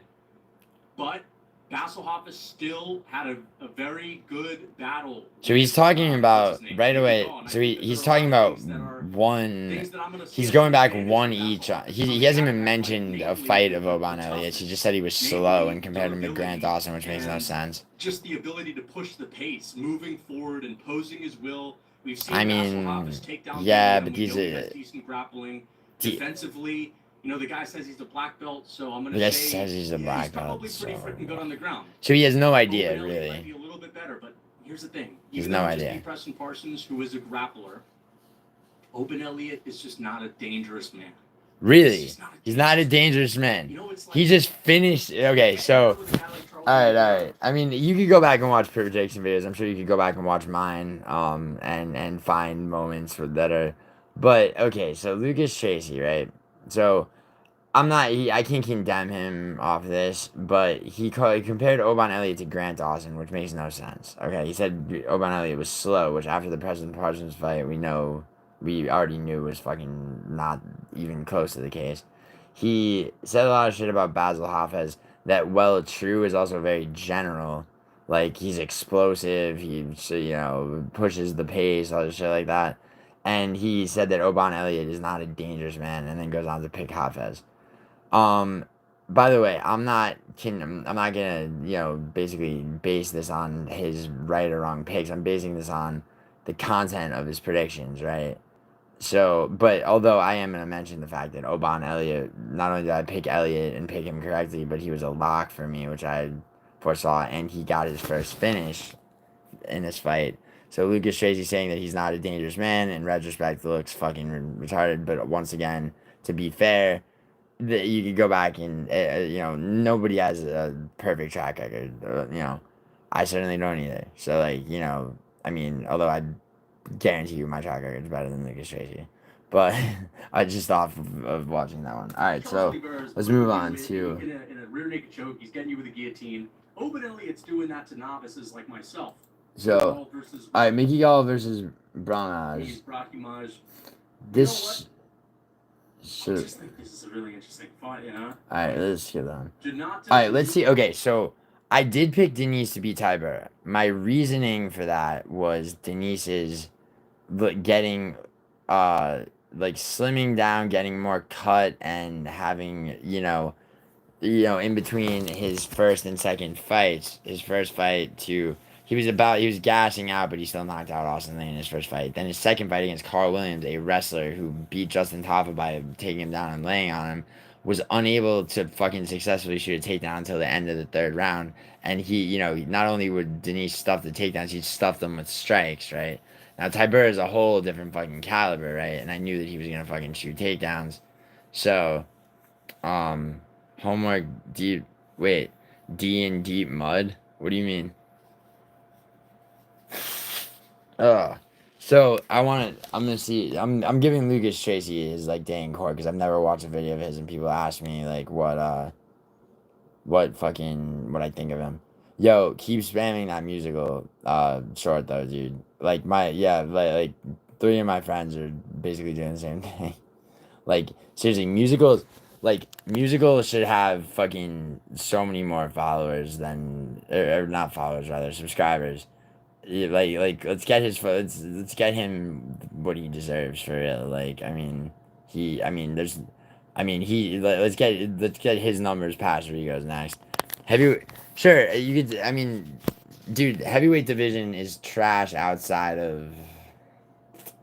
You know what though? Actually, dude, once Tuivasa and honestly, I was gonna say past the once you get outside of 10, but Honestly, it's just really like who else besides two of us is really trash? Romanov and Nascimento, both of them.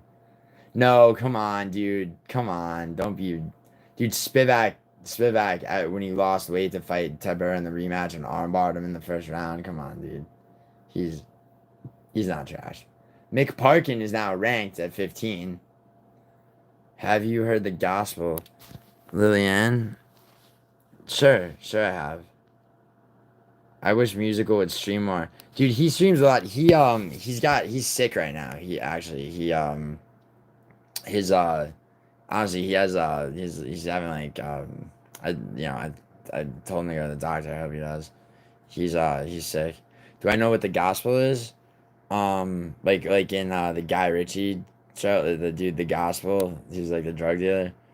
Tell me, Lillian. Like, tell me about it. I mean, I don't want to butcher it. Have I heard of what is the gospel? Is that a YouTube channel or some shit, or do you mean like the gospel? Like, oh, okay. Yeah, yes, I was raised Catholic. It was forced on me. I prefer the Old Testament personally. You know, the New Testament's a little bit preachy for me. I prefer like Old Testament, rough justice, cut a baby in half down the middle type shit. You know. But do you ask for like, are you like trying to get me to accept Jesus Christ as my Lord and Savior or some shit? Because I don't know if I could do that. You know. I think that trust is hard earned, and I don't quite know if Jesus Christ has earned that. But tell me more. Um, I'm interested. Well, I don't mind me continuing. UFC, if you don't know him, he's a former Okay. glory kickboxer. So I think he had a I'm not. KO in his first Once again, I'm not UFC as. debut. I forget who it was against. He forgot. Okay, so he didn't. It was Austin Lane. Football player, Oh Austin god. Lane, maybe. Yes, it was. Yeah.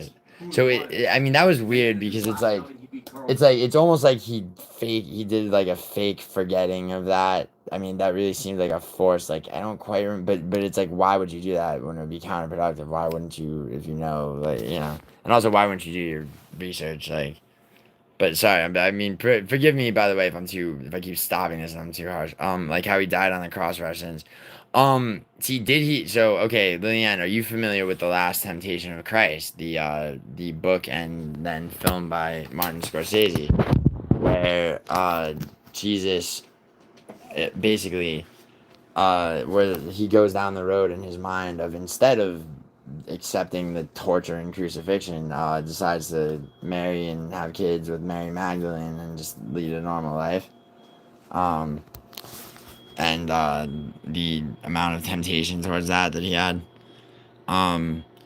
Like, and also, by the way, it's like, how did he die for my sins if that happened in the past? Like, you know what I mean? Like, and also, it's like, and I mean, by the way, these are honest questions, Leanne.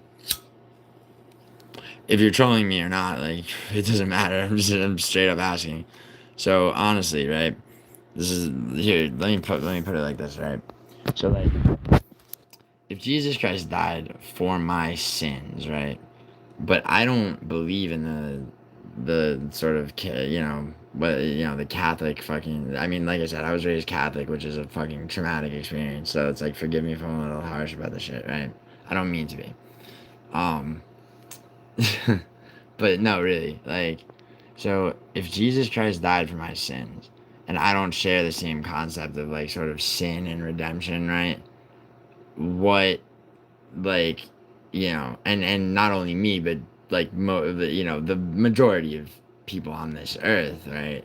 I mean, there's a lot of Christians, but there's even more non-Christians, by numbers. So, basically, what about the fact that him imposing or the imposition of, look at what I did for you, right?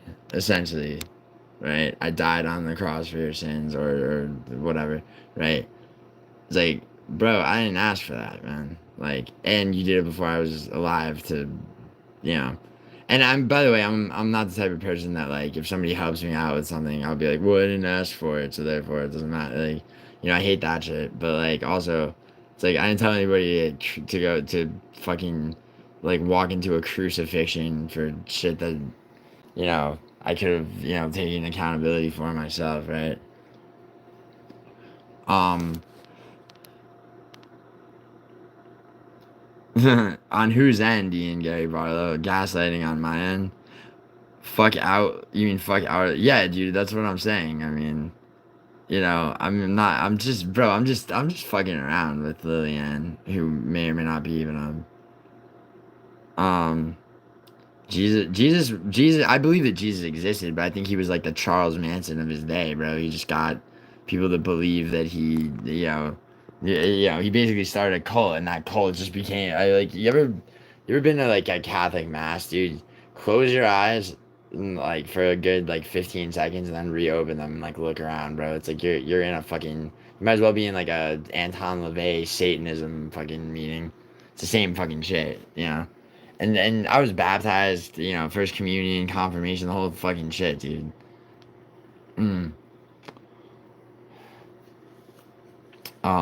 You know, Catholicism is fucked though. I mean, there's a lot of kid fucking that goes on, which brings me back to Rigo, which brings me back to Musical's dope ass video that he made, and his Rigo Part 2 video, or his the Part 2 of his like, just fucking just.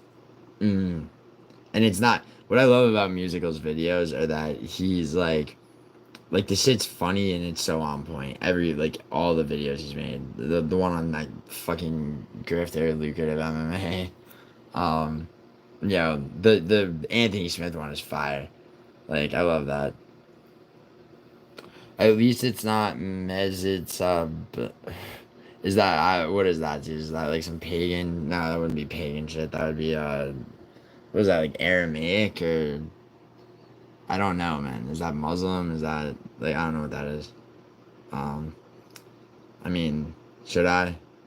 I mean, based on the spelling, I'm gonna guess it's Arabic, so that's like some Muslim shit. Um, which like, dude, Muslims are tricky because like and especially when you meet like an American Muslim Jew. I just said I was raised Catholic like 6,000 times, dude. Like, like, what are you fucking talking about? I'm Sicilian, Ron. Come on, you know that, dude. How many times have I talked about soccer and shit? Um, no, and I'm not, and also, like, working in the film industry is like, bro, I support Palestine over Israel. I don't fucking subscribe to this shit. The fact that people are being called anti-Semitic for that point of view. Oh, not me. Oh, you're asking if he's Jewish.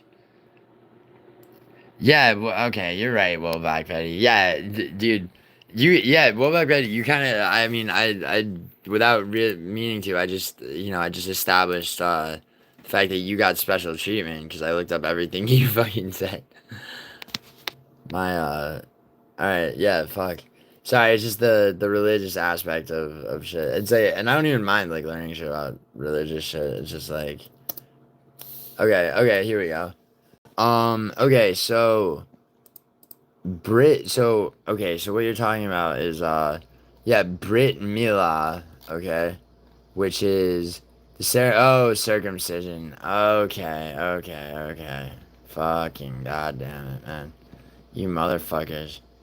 You get me with shit all the time. Babies in New York have died from it. Dude, babies in New York die all the time. Dude, New York is a horrible place, dude. I was born, I was a baby there. I was lucky to be alive. I mean, seriously, I was born addicted to cocaine because my mother couldn't put the fucking straw down. She was 42 when I was born. I had the umbilical cord wrapped around my neck. I was born premature. All this shit's true, by the way. The fact that she did so much cocaine gave me fucking incredibly rare, fucked up sleep disorders that I still have to this day. Oh yeah, no, I know about this. Where the fucking it's like the way they make kosher fucking meat where they like saw the fucking thing's throat open while it's still alive. Yeah. Um yeah, no, I was there for 9/11. Dude, you want to fucking 9/11. Okay. I swear to God this is a true story. So 9/11 was 5th grade for me, right? Me and my friend we cut school. We took the Metro North train down from the Bronx into Manhattan, right? So, and we're walking south, right? So we were on 30th and Madison Avenue, right? Which, if you want to look at the Google map, where that is in New York City. 30th, you can put that into Google Maps. 30th Street and Madison Avenue, right? Right at that intersection. Now, growing up in New York, right, there's JFK is one airport, LaGuardia, and then Newark, which is actually in New Jersey. But like growing up in New York City, it's like you'll see, like anywhere else, any metropolitan area in this country, like, or really anywhere, it's like you get used to planes being in the sky, and like you sort of know where they're at, right? Um, Hold on one second. Okay. So my friend and I are walking south. Fucking plane goes. It looks like it's like fucking like basically right over our heads. Cause the fucking we were about like 50, 55 blocks north of the Twin Towers. I literally in real time watched the fucking first plane hit this fucking building. Um, there's a video too that came out. It was Shane Gillis had it, I think, on his podcast. He was showing this video where it's like these people like screaming and shit, and then they turn the camera aside and it's actual 9/11. I mean, I don't mean to laugh. Like a shitload of people in my I mean, like mad people that I grew up with, friends from my neighborhood and shit. Like, they're fucking. I mean, whatever. I can fucking make 9/11 jokes, and so yeah, I don't give a fuck if other people do too. It doesn't fucking matter. Like, you can fucking joke about anything. I don't give a shit. Nobody. I mean, people have like, oh, this is off limits. Go fuck yourself. But yeah, no. But for real though, like, yeah, like I mean, one of my friends' dad and uncle died. A bunch of people, because in my neighborhood, a lot of most people's parents, if they weren't career criminals or living off like benefits or like some combination of both, they'd be like blue collar fucking firemen and construction workers and shit like that. Construction workers brings me right to World Black Ready Concrete Alibi. Yeah, man. Any last words? Great fucking YouTube tag, by the way. Your name, dude. No last words would be a good one too. Famous last words. Famous last words. It's a good title for something. Or because any last words implies a question mark at the end, and that's kind of lame. I mean, your name's cool though. It's not as cool as Woback Betty though. Or Ian Gary Barlow. I mean, yeah. So you guys are fucking. I mean, Juliana. I mean, my actual name, and then no verbal taps is. Have I watched anime? Of course, man. I used to run home to watch Dragon Ball Z. I mean, I'm not like, this girl showed me, recently this girl showed me this show, Redo of Healer, which is fucking, good, actually. It's great. But, you remember the BBC reported towers having any collapse 30 minutes before?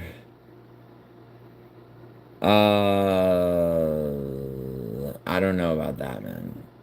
So, like, here's the thing about it. The real conspiracy is this, right? So, the Mujahideen, like, during the first Gulf War in the early 90s, right? What happened was, so how Al-Qaeda really came into being, and I'm oversimplifying this, for brevity and shit, right? So, I want to get back to this Lucas Tracy shit. But yeah, like, basically people who like, don't know shit about infrastructure demolitions will show you a picture and be like, oh, look at that. That looks like an implosion. The real conspiracy is not that, okay? Because it wasn't an implosion. Yes, you could say, well, okay, the CIA, Israel. It's not that it wasn't. I don't know about Israel, bro. Come on. The Al Qaeda was so basically Al Qaeda was so. You know where the Hessians were during the Revolutionary War, like, that Britain brought in, right? We had like that sort of. We basically trained Al Qaeda. Al Qaeda's CIA trained members of Al Qaeda were able to sneak into the United States, go to flight school, and become so adept at flying giant fucking passenger jets that they were able to use just their view from the fucking windshield of planes. They were able to use the Hudson River to go down from Boston and fly. It's like, how the fuck did that miss every level of security clearance? You know what I'm saying? Like, that's the real fucking conspiracy. Like, not fucking, oh, there was a fucking demolition. It's fucking retarded. Like, I'm sorry. Like, I watched this shit happen myself. Like, the fucking planes hit the buildings, bro. I mean, do I know who the dude? Come on, don't go critical IMMA on me with the fucking with the goddamn with the anti-Zionist shit. That dude's making World War III prediction videos now, and he's taking down all the videos he made on me. What's a fact? The CNN interviewed Bin Laden a few months before 9/11. Remind me about that because they interviewed him in what capacity for what? I mean, what Mossad agents celebrating? Why were they celebrating it? Because they fucking planned. Because they fucking. I mean, yeah. See, okay, were you a dancing Israeli on 9/11? No, dude, I'm Sicilian.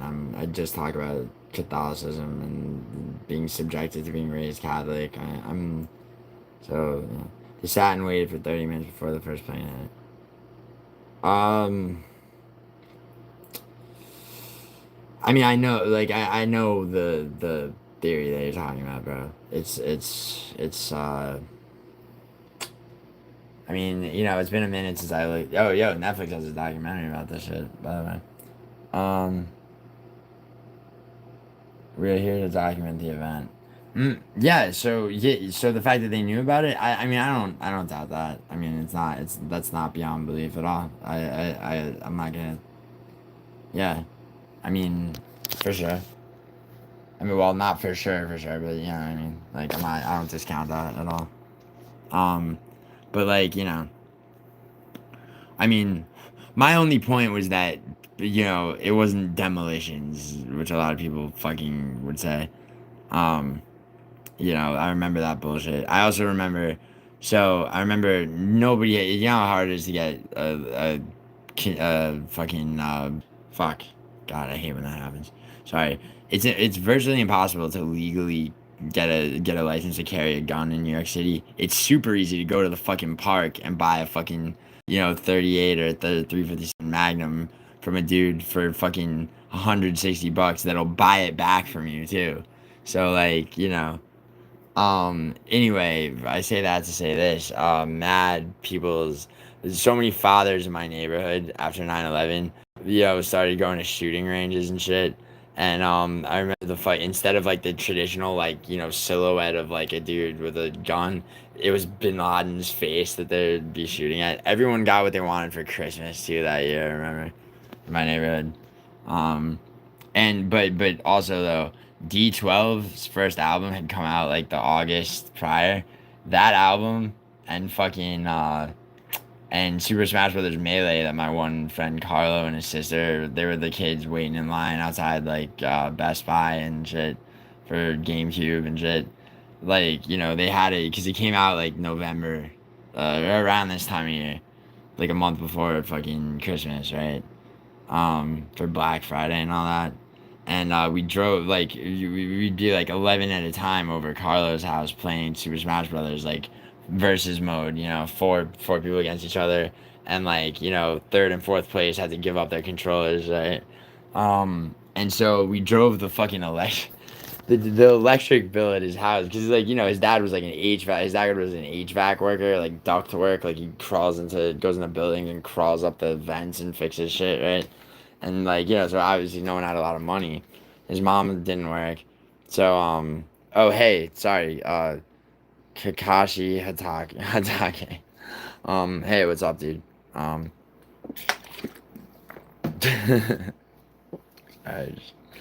No, yeah. So anyways, there'd be like 11 of us at this kid's place, and fucking one day, like, because he had Super Smash Brothers Melee like a month before Christmas, right? So his dad comes home and you hear in the kitchen, him, just opening the mail and shit. And he goes to his mom was Rose. He goes, Rose, what the fuck is this? And she goes, ask your son, right? This is the electric bill, right? He comes in the fucking room. He goes like behind. They had one of those like cabinet things with the slot for the fucking TV. We're all sitting around on the floor, on the couch, everywhere, right? Just like infesting this kid's living room. And so his dad goes behind the whole like TV apparatus thing, right? And grabs all the plugs and rips them out of the wall. And like in the middle of like a 4-player versus mode game in Smash Brothers, and fucking all of a sudden, oh, what the fuck, and he comes out from behind the shit, and like everyone shuts the fuck up, and he goes up to my friend Carlo with the electric bill. He goes, three, yeah, I'm not making it's 300 something. He said, I think so. He's like, but whatever, it was he's like $338 for a fucking electric bill. I see this shit again, I'm gonna staple it to your fucking forehead. He fucking smashed him in the face. So yeah, that was but it was only a couple more weeks till Christmas, so. Alright, anyway. Lucas, let's continue this. Now that we've covered some 9/11 and the fucking practice of Brit Milah with fucking Judaism and Samaritism, where the circumcision is performed by mouth and teeth. Fucking sick shit, man. I mean, honestly, like, sorry for anyone who believes in it out there, but, I mean, come on, like, what the fuck's the matter with you? Traditions, cares about traditions after all. Carl Williams, who, right. honestly, he kind of surprised me in that fight because Carl Williams is a grappler. Okay, so he's noting that Denise stopped the grappler. Sort of in shape, that's kind of fast, and he has good entries on his takedowns. And Jonathan Denise beat him, and you look at Jonathan Denise, he's a former kickboxer. He doesn't look very in shape. He's not like, a Gon. You had to notice that between the first fight and second fight, he got ripped. And it's kind of impressive that he was able to stuff the takedowns of a guy like Carl Williams. That was my Marcin thinking. Tybura is a different guy. Marcin Tybura is not Carl True. Williams. True. Marcin Tybura, he's taken a lot of time off, and of course... He's taking a lot of time off, dude. He just fought and lost. We all have to respect by beating Tai Tuivasa. Before that, Marcin Tybura used to train out of the Apex. Did he forget that Tybura just had lost by armbar submission in the first round? You're still able to train, get 30 I mean, that doesn't mean it. But you got to think of it. Jonathan Denise is hungry. He's new to the UFC. Marcin Tybura has been around. Marcin Tybura is kind of hitting that stride, and I think he's a little bit pissed off. And you see that sometimes. You saw that with Masvidal. Masvidal in the middle. So weird. He know. Okay, so what I'm getting from this, he's making comparisons that don't really make sense, that are really reaching. At best, he's comparing Tybura to Masvidal. These are literally his words. I gotta stop being a peasant. And yeah, and what he's saying about Masvidal, I know the fucking story, but like to bring that, but that's a well-known thing. So he knows some main like that widely known shit about UFC, and so he's making comparisons based on those. And I gotta start beating these favorites. And we've seen him do it. He's now training out of Poland. He's probably, just having a great time. He's probably having a great He has a chip on his shoulder because a lot of people are going to forget about that fight. What the fuck does this have to do with any... No. Marcin Tybura is more motivated than ever. And you got a guy like Jonathan Denise who's sort of... Motivation is like factored in maybe 10th or 11th after so many other things. Emotions and motivations. Tom Aspinall knocked this guy out. I think I'm going to knock this guy out too, but I don't think so. I think that Marcin Tybura... Well, I mean, he's picking Tybura correctly. Tybura was also the favorite, though. I mean, yeah. He's gonna... I mean, alright, so I can't... Once again, it's like... I don't hate his... Alright, let's hear Jim Miller versus Damon Jackson. Actually, you know what? Let's hear Mars... Okay, so... So, I mean, so far... I mean, I guess so far we'd be even on picks. Because I haven't watched this video yet. He picked Hafez to beat Oban Elliott. His reasoning, at least in terms of like him saying Oban Elliott was slow and comparing him to Grant Dawson was fucking retarded and made no sense. But his, he picked Tybura. He was very, very vague and very generalized in a lot of the shit that he says. Bringing up, bringing up past fights. It doesn't seem like he has like a really much of a repertoire of knowledge. Past some of his last few fights. I mean, which is pretty telling in that he also doesn't do predictions for fight nights. Only does pay-per-views, which I don't like, honestly. But Good fight. Jonathan. So Jonathan Martinez versus Marcus McGee. Now I picked Marcus McGee, and he did win. Got that one up on Guru, yeah. But once again, it's not. I'm not watching this for who was right, who was wrong. I'm watching this to see the content of his predictions, because people have asked me what I think of Lucas Tracy, and I've watched 0% of his content until now. Martinez versus Marcus McGee. Martinez coming off of a loss against Jose Aldo. Competitive fight. He did all right in that, but Aldo was just too fast for him, too much for him. Now, Marcus McGee's very fast as well. Yeah. But is he Aldo fast? He's faster than Which Aldo. Is crazy Aldo's considering Jose Aldo's like 40 years old. Okay, so right away, Jose Aldo. For anyone if you wanted if you're actually gonna talk about Jose Aldo now at bantamweight, Jose Aldo is not fast. He doesn't move around, but he compensates for that by not moving around as much, so that somebody approaches him and he snaps a fast strike, that throws people off. Get a job, you tick. What are you talking about, dickhead? I have, first of all, bro, so I do have several, I have a job as a screenwriter and filmmaker, alright? Also, bro, as a fucking gambler, bro, as a professional gambler, I'm probably doing a lot better than you, but, I mean, or you're trolling me and you're a fan. Sorry, man. I don't know, dude. I don't know, man. I'm fucking sorry, bro. You're word. Dude. Fucking come on, Argenti. Look alive. You Jesus Christ. Sorry, I had to. I was fucking around with that whoever Lillian was. Probably somebody's dummy account. Yeah, I'm just half the time I just what are we doing here? Okay, so I just said. So at this point, right? People have asked me what I think of Lucas Tracy, right? Because I've talked about how the Weasel is basically a grifter, how his prediction videos, and a lot of people's prediction videos are basically shallow. They talk about betting lines, they talk about bullshit like that. They don't pick the whole card, or they only, in Lucas Tracy's case, I just learned he only does pay-per-views.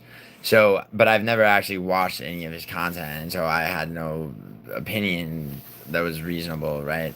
So, I figured I'm gonna give him his day in court, right?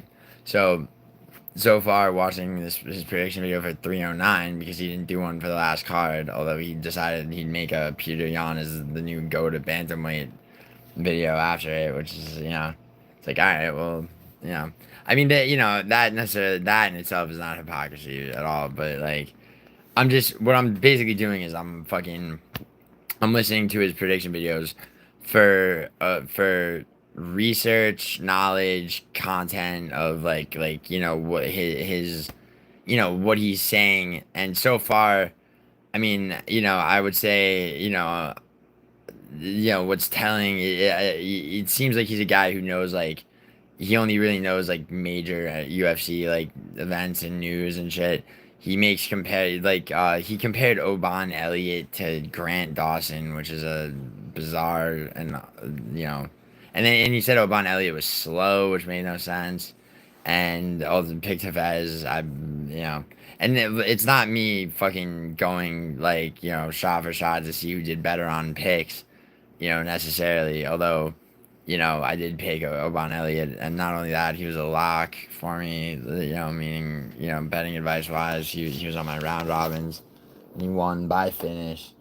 But his reasoning and shit is what I'm really analyzing. He's not literally 40. I think he's like 38. He just made a very incorrect analysis of Jose Aldo. Marcus McGee is no spring chicken. He's about 36 or 35 or He's 34. 34. He looks 37, but I think he actually might be 34. He does look a bit older. But he's He's very got that fast. Brian He's Aldo. very powerful. Mm-hmm. He has a lot of pop. Does he have as much pop as Aldo? He probably has similar power to Aldo. Right? Because he's been knocking. He's much more powerful. Aldo doesn't get a ton of KOs anymore, but that's also because he's fighting the best guys in the world. It's just harder to. No, it's because he went down to bantamweight like a dumbass as he got older, and he's not what he used to be. Lesser opponents than it is against guys in the top 10, which are the people Aldo's always fighting. Yeah, except for Martinez and Batista. Close with Jose Aldo. When I say close, I shouldn't say very close actually. He was competitive with Aldo. Marcus McGee's just been having his way. He's just been knocking everyone out pretty easily. He's 9-1. Well, actually, he won by What submission in does his first round. Martinez excel at? It's the leg kicks. Marcus McGee, True. I don't know if he's going to deal with the leg kicks that great because even though Martinez lost to Aldo, and people just forgot about him, which is understandable. Okay, so this because it's not. This like is a he had decent. the big name anyway. He was sort of like a dark horse. Only hardcore fans were really hyping him up.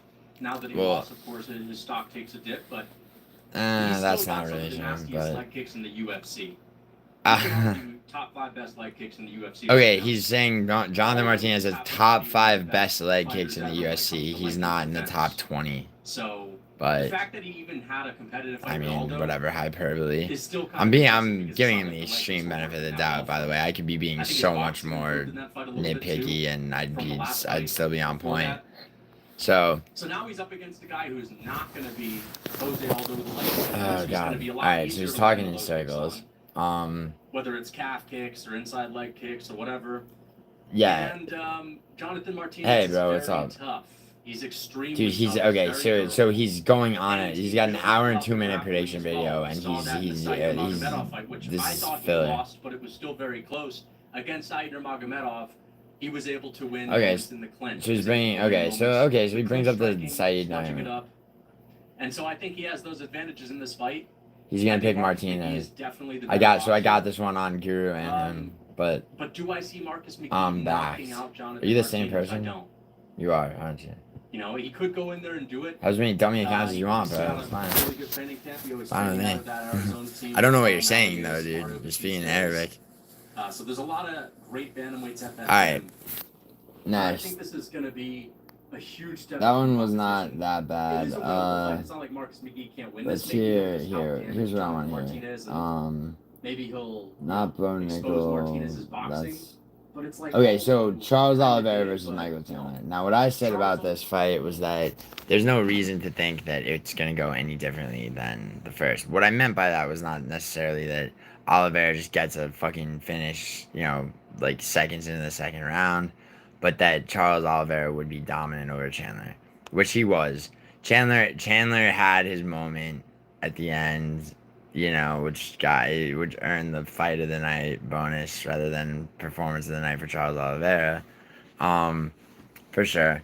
But I want to, I'm picking the fights on a breakdown for 309 that are gonna tell me the most about whether or not this channel has. I think this is going to play out the exact same way, guys. I think it's going to play out the exact same way. I said that too. Except I see Michael Chandler getting finished in the first round. So I think it's just going to be a quicker version of their first fight. Chandler's gonna go in there. I had a very similar thing, but like let's hear the He's count. gonna remind people. Let me remind him. Let me give him a little reminder. And Michael Chandler, he's probably getting better at controlling his Alright, that's emotion. Alright, he talks a lot about emotion and motivation, which is like, before a lot of other more important things, which leads me to think that like he doesn't really know much about, he doesn't have a breadth of knowledge from which to really analyze shit. I mean, he has some, but not as much as, I mean, I'm not gonna say the guy's not a fan of the sport. I mean, but just these breakdown videos. I mean, for a breakdown video to be an hour and 18 minutes. I mean, my shit goes on content. I mean, if it weren't for my anonymous friend, my shit, my prediction videos would go on fucking forever. But it would, the substance of what I'm saying is like I'm really like when it's like He's coming off of a loss. I think. I mean he's whatever. I like to and think this at is least. easier fight. A guy that doesn't All necessarily right, so have the best. let's go to Jones Miocic and see what he has to say. Old man Stippy versus John Jones. All right, let's hear this. Stippy Miocic. Why is he pronouncing? Is getting the belt back. In an alternate world. Yeah, it's like. I really want Stipe Miocic to win this fight. I think that'd be legendary. Yeah, a lot of people are saying that. I love Stipe Miocic. I would have been. But I think John Jones' striking is underrated right now. And I think that okay. Jones is gonna hurt That's Stipe. very true. And I think he's gonna get out of there and push him on the ground. I was saying that I think it's gonna be as well, and people act like similar Jones to the can't Bond strike, fight. It's which is Stipe's fucking gonna put up a better retarded. fight. He's not gonna get submitted up against the fence, but he's gonna be on his back, and John Jones is gonna be in half guard. He's gonna land ground and pound shots. He's gonna hurt Stipe Miocic on the ground, and either submit him or just TKO him with elbows. Okay. And I think that a lot of people are looking at this as if Jones doesn't get the takedown. Well, yes, if you tell me that if you're going to go into the future and tell me Jones didn't get a single takedown and it win all 5 rounds, or it goes into the deep waters, what do you think won that fight? Or who's your pick for who's going to win that type of fight? I'm going to say, well, Stipe has a decent chance, but No. Even still, it wouldn't have been no. He has. No, I mean. Like John Jones' striking is incredible. It's fucking like. His heyday, even though he's not necessarily the biggest light heavyweight ever, since a lot of the new light heavyweights are around. I mean, his bigger size. Maybe they don't have the same reach, but they're around his. Yeah, no, he's the biggest reach. But like, what does that have Jones to has always do? been a big light heavyweight, but it's not like he's going to be a small heavyweight. But he has that. I mean, he was 247 when he fought Gon, and he was about 10. I think he was 238 for this fight. He's actually, and Stipe was heavier. Stipe fought at 234. In his last fight, which he lost. But Stipe can do the same thing because he's got better boxing, but Stipe's not as fast. Stipe is. Yeah, Stipe was. Stipe looked like fucking very shit. Good fundamentals. And, those fundamentals have improved drastically recently. What? I just watched Stipe Miocic's fight with Junior Dos Santos, the second fight. How is that recently? Right, I've seen. He's coming off fucking 2 losses. I'm talking about the second fight. And he's going back further. That's not recent. Horrible in that fight. He still beat JDS. He put him on his back foot. That's the way that you do beat JDS, and he was kind of just. JDS hasn't fought in years. Looping overhands, these windmill punches. It looked very ugly. So he did research for the main We event. saw fight Daniel Cormier the first, second, third time. That's not the Stipe that we even saw fight Francis Ngannou. So his boxing hasn't always been super crisp. It's always been good. Maybe in that fight specifically, it just looked a little bad. But he's a great boxer for heavyweight. What? The bar is not that What the high when you're ranking. What are you talking about, buddy? John Jones. Bar's not that high. Aspinall said it pretty fucking high. The fuck are you talking about, Lucas? Lucas, hey, Lucas, you're clear that one off. Jesus Because I fuck. understand that Daniel Cormier was good enough to beat Stipe Miocic, but also light heavy. Daniel Cormier, what? Daniel Cormier was double champion, dude. He acts like Daniel Cormier was shit because Jones beat him. Daniel Cormier knocked out he knocked out prime Derek Lewis. And just more skilled in the grappling compared to the heavyweights. And That's how Steve, it is he every takes time Steve you jump out. up into the division.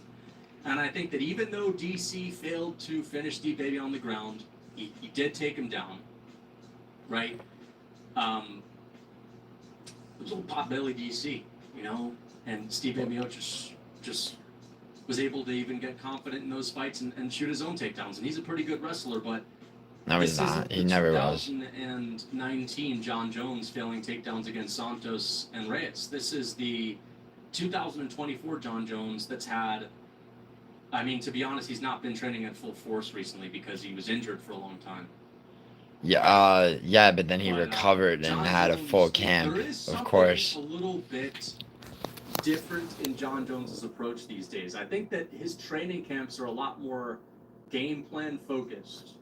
Right? He always was someone who was good at game planning against guys like Glover Teixeira, against people like DC, but You know, he's got. I mean, yeah, it's not more game plan focused. He's always watched tape. He's always been. Videos that were coming out of Henry Cejudo and other guys coaching John Jones through that exact position months before he even fought Gone. Yeah. And he's training these specifics. And, you know, don't get me wrong, Stipe is one of the best fighters ever at heavyweight. He is a guy that he knows what he's doing. He actually does have a high fight IQ. I kind of chuckle when people say Stipe has a high fight IQ because he's a heavyweight. And you just think of these heavyweights, it's like, oh, they're fucking heavyweights. They just go out there and slug. But Stipe actually does have a high fight IQ if you just watch him. That's true of heavyweights that are outside the rankings a lot of the time. That just like, you know, they're able to get into the UFC through fight promotions, where they're the first. They just land clean the first before the other guy, right? When you're in the UFC, especially in the top 15, doesn't matter what weight class, even at heavyweight, right? You're fucking, you know, you're good. You're not somebody who just fucking. I mean, unless you're tied to a Vasa, and you know, you're even tied to a Vasa with. I mean, he you know, when he was in his prime, which I mean, lasted a painfully short time. I mean, he dude, fucking you know, he was leg kicking the shit out of people. Anyway, though, I mean, okay, so here's my fucking take on Lucas Tracy. He knows just enough, okay? He knows just enough. He doesn't do fight night prediction cards, which I think is kind of bitch made, you know, in terms of, like, you know, because what that tells me is that he doesn't really deep dive into the shit, which means that his, you know, his actual, and like, didn't he retire and then come back out of retirement in like the span of a week? I mean, you know, the dude, I think he found MMA as like a niche.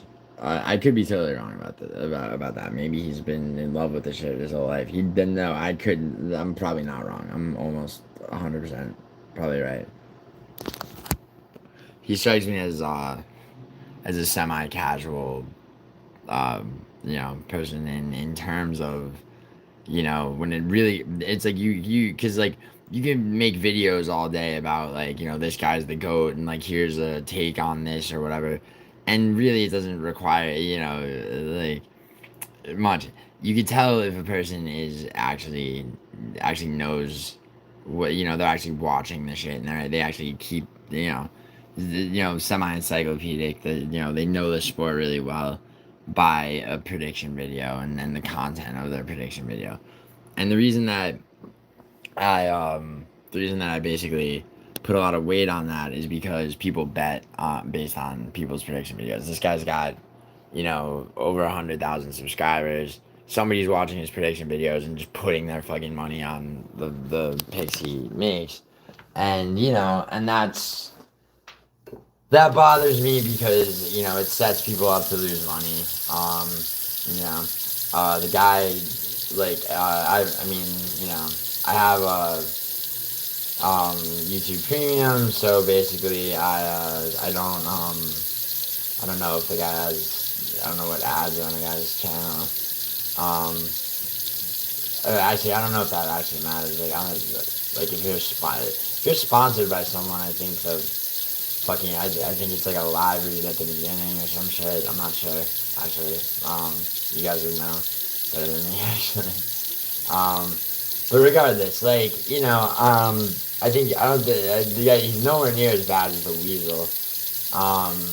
But, you know, I think it just, I mean, his persona and his just, like, he has an air about him that's a little, like, fucking Joe College irritating to me. You know, that kind of pissed me off a little bit. You know, his comparisons and his analogies are very, very grasping. You know, they don't really make a lot of sense, and like, you know, basically, you know, he brought up fucking Masvidal, you know, breaking down Jonathan Denise versus Tibera, which was like, you know, and I, you know, I know what he's talking about, the Masvidal shit, but like, you know, it has no place, isn't it? You know, there's no basis for comparison. Even more bafflingly, you know, nonsensical was when he's talking about Oban Elliott versus Basil Hafez, and he calls Oban Elliott the Grant Dawson of welterweight, in that he's supposedly slow, which none of that makes sense. Like, Grant Dawson is a wrestler who shoots takedowns, looks for submissions, right? Um, Preston Parsons is a striker. I'm sorry. Preston Parsons is a striker, but Oban Elliott is a striker. He just beat the fuck out of Preston Parsons. Looked faster, and faster and more dangerous than he looked in his first fight. Um, and so yeah, I mean, I just think he has a shallow actual knowledge of shit, and he's more about making like videos that I really couldn't, I looked at just what some of the Pierre Jan's the new goat at bantamweight, which is it's 28 minutes. I'm not gonna watch it, because it's like the guy's not gonna have a take that's based on anything but like, here, let me make a video on this. Yeah, not the worst by far, not the worst, but yeah, Lucas Tracy. Yeah, you don't really know shit, dude. You're not, you're not really that into MMA. I mean, it's just it's just kind of obvious from especially the way he talks about a lot of his breakdowns for undercard fights. Like he's just saying shit saying shit that sounds fucking whatever. He talks in circles too, and then he's got an hour and 18-minute prediction video. Like my shit doesn't even go that long, and I ramble the fuck, but I'm talking content. My friend's there to fucking keep me on track, keep me on, and also he's there to potentially disagree with me and shit. Like like he did on the main event for the last card, right? But the whole point is substance, and then betting advice will be my follow up video, which is shorter and more concise, and obviously, because uh, I mean, Lucas. I don't know. Does Lucas Tracy talk about betting though? Because someone told me something about him doing that. I am excited about this because if there's anyone you don't want to be, but I just think he's maybe a tad bit better right now. He goes on and on and on. There's nothing. Okay, so he's got his just on the timestamp from 54:05 to how many fucking minutes is that? It's 22 minutes. He talks about Jones versus Miocic, talking in circles, saying and it's really I don't know why, because everything he's saying can be boiled down to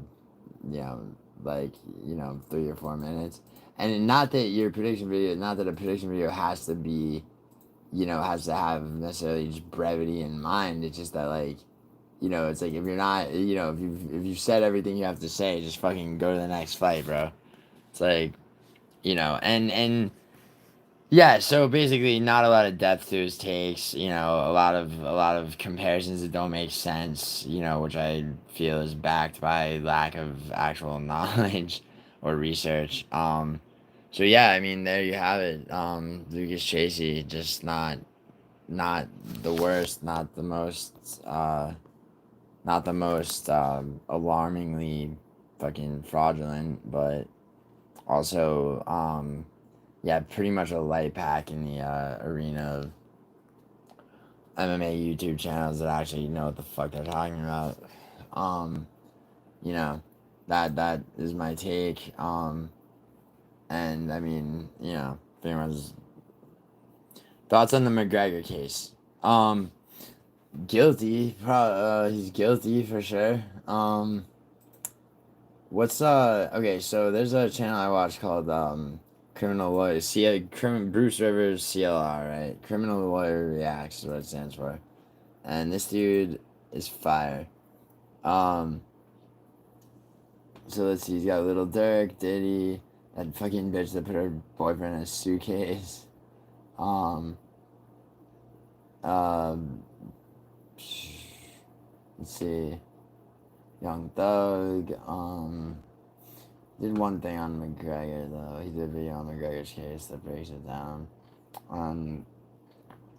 There's no one to find this. Here we go. Actually, Conor McGregor's recent arrest. So now we talked a little bit about DUI laws and that kind of thing. But they did test him on this driving case, and there was nothing except so narrowly avoided jail for an appalling series of dangerous driving incidents. Yeah, for sure. Yeah, you know, for sure. Traffic and almost caused a collision. And I don't want to get like copyright struck for this, by the way. When the guard for sure. 60 kilometers per hour to catch him, he eventually asked him. I mean, I'm not like stealing any content. On the evening of March 22nd. This is an appalling series of breaches of road traffic. Bro, good question, Ron. So let me look at the times for shit. Inter plays Leipzig at noon. I'll be live earlier than that, bro, because AC Milan's playing Bratislava.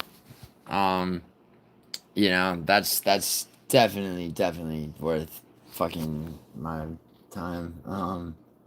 Copa del Rey, the AFC Championship. Oh, fuck, AFC is on. Shit, I didn't fucking lay bets for that. I'm gonna do that, definitely. And then, what else we got? So, yeah, okay, so, and then there's shit tomorrow, too. Yeah, let me make sure my bets are in order. Oh yeah, yo, Atalanta plays fucking Young Boys. Dude, yeah, I'm gonna watch. I mean, okay, Bayern playing Paris Saint-Germain, dude. That's such a good game. But I mean, I'll be. So I mean, you know, I'm always gonna watch the Italian teams in UEFA. Like the games like I'll actually have on. I mean, you know, 9:45 my time. You know, it's Atletico Madrid versus Sparta Prague and AC Milan. So AC Milan versus Bratislava. And then between Inter, Leipzig, and Atalanta Young Boys, yeah, I'll have Inter Leipzig on. Yeah, Bayern PSG. That's what I was just saying. That I mean, dude, that game, like, I mean, is I gotta look at who's gonna be on the field, like, you know. But oh, that's a tough bet, man. Like, but I mean, yeah, let me actually, yeah, I gotta, like, I mean, I have laid some bets. I'm gonna go through and, you think it's gonna be a draw? Oh wait, is it the second? Fuck. Shit. Yeah, dude. What am I fucking? I'm like way fucking behind on shit. I mean, I'm not behind. I'm just not.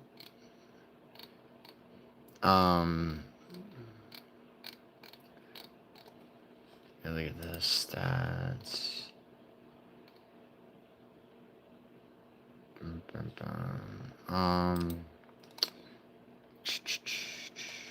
Qualifying. Alright, so the standings.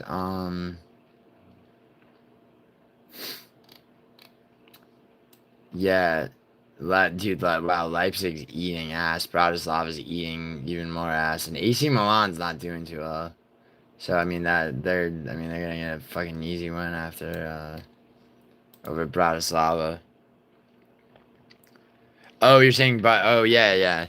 Yeah, you like those bets, huh? And you like the total goal bets too, right? You really think Bayern gonna dude? Hold up, dude. With Donnarumma, like, do they not have Donnarumma starting Paris Saint-Germain? Because, yeah, bro, I do know you, but like, I also know that Gianluigi Donnarumma is not to be ignored, man. Is he starting as a goalie? I mean, fuck. Because if so, I don't know about that bet. I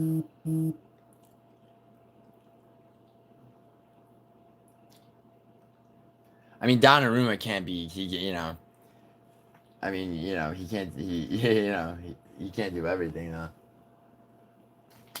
I mean,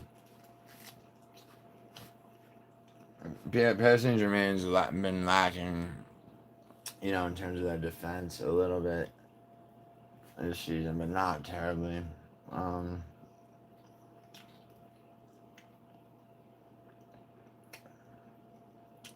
Atalanta versus Young Boys is gonna be good, but I mean, good in the sense that I mean it's not a layup. But it kind of is a layup. Yeah, Leipzig's doing well. Bratislava is in last place. Good. Give AC Milan a fucking boost. Where we at? Liverpool, dude. Liverpool is doing well this season. Dude, Inter and Milan are locks. I mean, Atalanta's a lock too, bro. I mean, you know, and that makes me happy because I love my Italian teams. But I would say okay. So I'm gonna say that basically, I mean, what do we got? Arsenal, dude. Arsenal sucks this season, dude. I don't know that they're gonna beat Sporting. And Man City's been just fucking trash too. I mean Tottenham castrated them 4-0. So yeah, I mean they'll beat Feyenoord.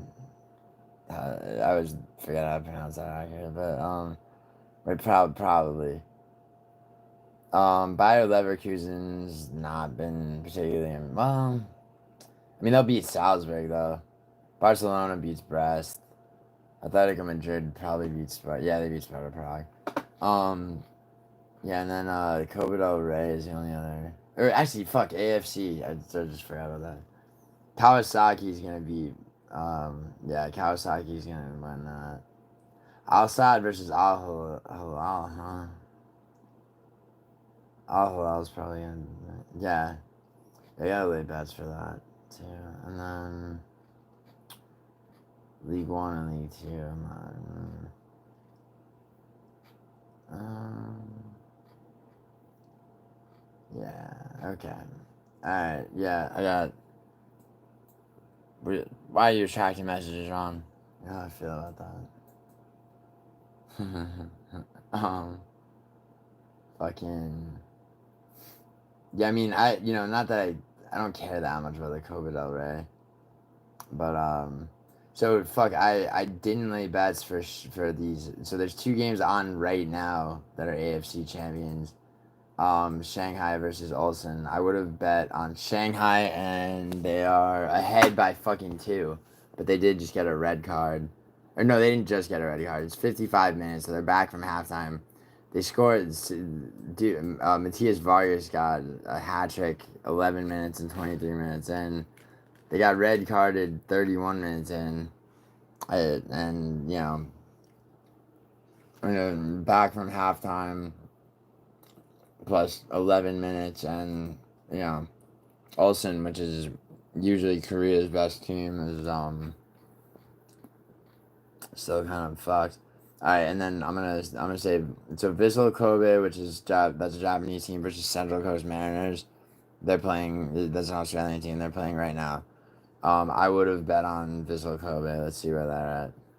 It's 2-1 Vissel Kobe. Fucking. There you go.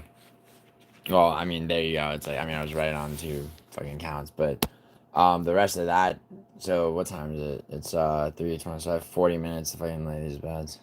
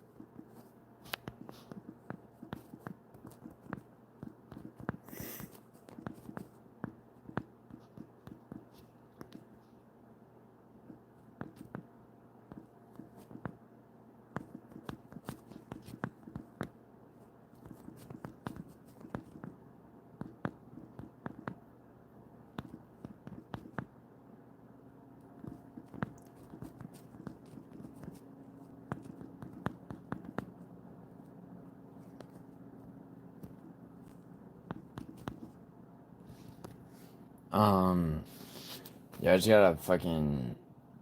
Alright, so I'm gonna be, I'm gonna go for. Oh wait, what? Sparta Atletico? Dude, Atletico, yeah, yeah, you're totally right, man. I mean, of course, right? I mean, I think that, I think really the only, I mean, Arsenal versus Sporting is where I would doubt Arsenal because they played like shit, dude. Weird shit with Premier League this season, man. Man City's lacking a lot, bro. Like that Tottenham game was fucking oof. That last goal too, just the fucking. I mean that the like it was the last goal in added time, man. I mean, I fucking, I was quite, I'm just like, I know, dude, I know, that's what I'm saying. Arsenal really, but really, though, really, really bad. Like, and Liverpool's just been killing it, and they're my fucking team, so I like that. But so I mean, and they're at the top of the table right now, and for the UEFA Champions standings also. Yeah, they're knocking dicks in. Man United. So as far as Premier League goes, I feel like Man United started off weak and they are picking it back up. Marcus Rashford is the fucking key to that. I think Chelsea's doing well. For the first time in a minute. You know. Uh, as far as Serie A goes too, how did you do, by the way? Did you have bets on like, on like any of the Serie A games or either of them yesterday? Because yeah. Uh like in my whole match day parlays for Serie A, I definitely cleaned up, and then I had a bunch of specific bets that I hit all of. Inter and Atalanta are your favorite teams? Nice. Nice, dude. I mean, Lazio would be mine, but I mean, Inter and Atalanta are great. Teams I hate in I hate Empoli. I hate Empoli for a few reasons, but dude, how crazy is it that Salernitana rather, it took them till last season to get relegated. Like they were fucking in last place for so many seasons straight, and then pulled it out at the last minute. Finally, they got relegated. You know, I like that. And I like that. Parma's back in Serie A. Oh yeah, yeah, you did well. Good, dude. Yeah, me too. Me too. I fucking cleaned up. I literally every fucking Serie A bet. Like, down to like every single like first goal scored in 10-minute interval and all of it. Um, you know, Udinese though, they almost, if they hadn't scored, if they hadn't equalized, almost 80 minutes in, on the clock, they would have fucked me. I mean, they wouldn't have fucked me totally, but still. I mean, I needed them to win or draw, and then I needed Lecce to win, and I needed it to be by clean sheet, and what were my other fucking bets on that? I said it before, I can't remember. I mean, yeah, I'll see it when I go to my when I go to fucking request the payout. I'm gonna put some. I gotta lay bets for AFC because there's two games that I just called like where they'd be at right now accurately. Napoli, Roma, yeah, dude. Napoli, dude. Roma. I mean it's that. I mean, Roma looked. Oh yeah. It was crucial.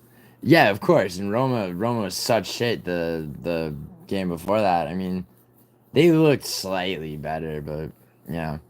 The one that was crucial, I mean, that Lazio Lazio was crucial for me in terms of I had so many specific fucking bets on that game. You know, it's like that was a parlay though within that game. I mean, you know, Lazio just winning was, you know, obviously important, but yeah, I had hold on.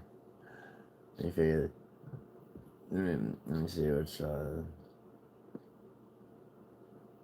on. Oh shit, oh yeah, MLS, I fucking I mean you know, the teams I needed to advance did. I bet usually in tournaments, you know, I start to get conservative and only bet on, you know, once it gets to the round of 16, you know, like I'll be betting only on the team to advance because like that way, you know, because it's like rather than the team to win inside of regular time, um, because a lot, you know, because I don't like to bet on draws, you know, um, but let's see, um. Yeah. So yeah, Lazio. So I did. Yeah. So I mean, I'll do. You know, like the total goals in a game type shit. Like I'll do some of those occasionally.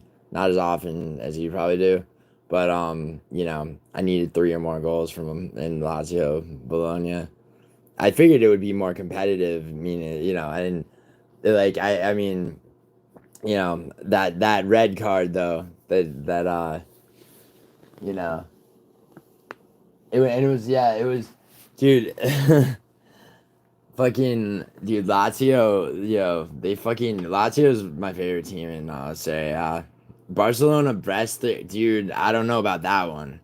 I don't know about that one.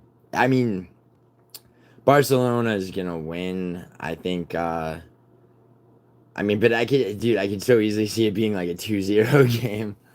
I mean, you're probably right. You're probably right. Um, I needed, but I yeah. So I needed a 3. So Lazio, I had. You think it's gonna be 3-0 Barcelona Brest? Yeah, I mean, I say it's either 2 or 3-0. Could be 4-0 though, possibly. Um, I mean, okay. So here's a question: would you be confident also betting on a clean sheet? So like, let's say you were gonna make parlays within that game alone. Like, so you're gonna bet on Barcelona to win, right? You're gonna bet on 3+ goals total in the game, and would you also, for like a lot more money than, you know, than that, would you also, you would. So you think they're gonna sweep a clean sheet? Yeah, I agree. I agree. I'm more. I would actually. Like I would be more confident in a clean sheet than I would in 3+ goals, but I would say I'd call that a fucking safe parlay too. $100, $100 down on that 3-leg parlay. Yeah, I mean, well, oh yeah, I mean, I I would just because I could see a 2-0, you know, um, you know, or possibly Brest. Like I'm not entirely confident. I'm not like 100% confident that Brest can't maybe get lucky with a single goal. Um, like I'm not gonna make that bet, but I like that's a bet I've made several times over, you know, in different games, and you know, so I made that bet. I made that exact bet with Lazio Bologna. Um, and which seems which optics wise did not, you know, it didn't see, that's the thing. It's like people ask me like why I don't Inter Milan Barca. Nice. So yeah, so you know your way around the soccer. You know, you know your way around the fucking soccer table, you know, betting table. I mean, maybe did you ever play soccer, bro? Because yeah, I was 4-3-3 formation. I was center striker. We won the New York State Finals. I set the record for most goals in a season. Oh my god, I want. See, it's like, bro, I take out. Start talking about soccer. I want to fucking play soccer. Sometimes I start talking about MMA. It's like, I want to fucking stop. But I should, occasionally I go out to Santa Monica, and fucking. There was one time, I went out to Santa Monica, and these Mexican guys are playing. They're playing soccer, and they're playing like a real soccer game, like 11 guys on each side. There's one actual pitch, out there, like by the beach. I mean, and so I'm watching these guys play, and I'm like these guys are good, right? But like, I'm better, like I'm not, I still. I still got it. Like I honestly, with soccer, I was good enough. I could have gone pro for actually, but like for real. Like I'm not talking shit. Like with Taekwondo, I mean, there's really, I mean, you could really only go to the fucking Olympics, and that's ATF Taekwondo. So and I never really thought about being a professional fighter. I would have had I knowing what I know now, and having basically 4 years of Muay Thai experience on top of 12 years of Taekwondo. If I could go back and, I mean, obviously, there's only what there was where I grew up. But like if I could have found a Muay Thai gym and started Muay Thai at 7 years old instead of Taekwondo, I would obviously have done that. I mean, and also grappled and that's wrestled and everything. Because I was talking to No Chill, and like he's a wrestler, right? And like in a fight, he'd fucking win probably against me. I mean, unless I caught him with a fucking sidekick to the liver. He says he's about the same height as me, but I mean he's weighed.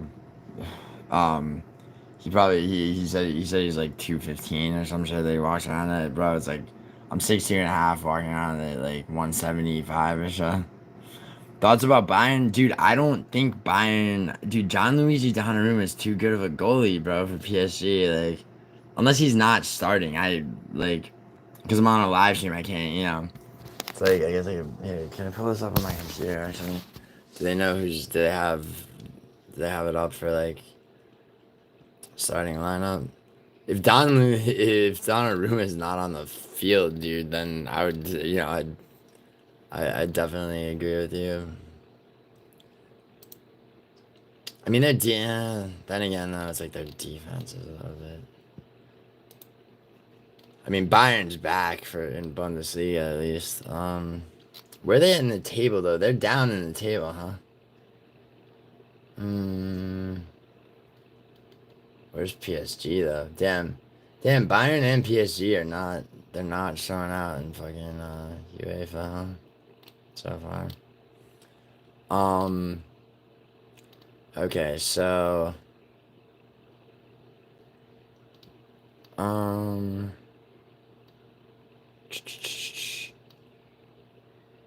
wow, the spread on fucking PSG's a plus 400 underdog.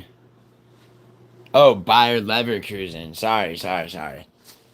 Dude. Yeah, I mean yeah, they're okay, so they're playing Salzburg. I mean, they're gonna beat Salzburg, but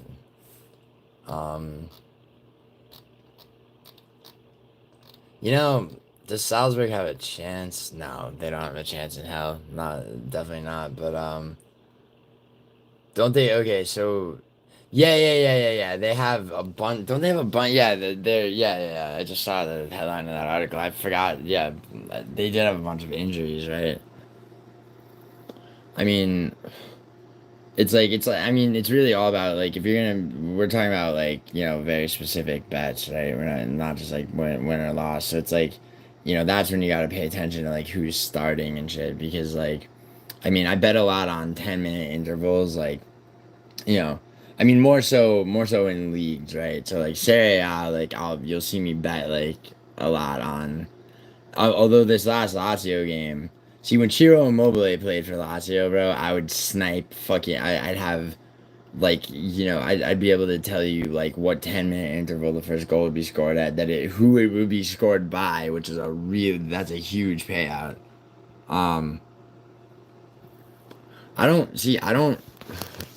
really round robin soccer because there's, you know, a lot of time there's no need. Um, you know, I mean, there's no need and there's not enough like in the betting lines. There's usually not enough like, you know, I tend to see it's a different style of betting, dude.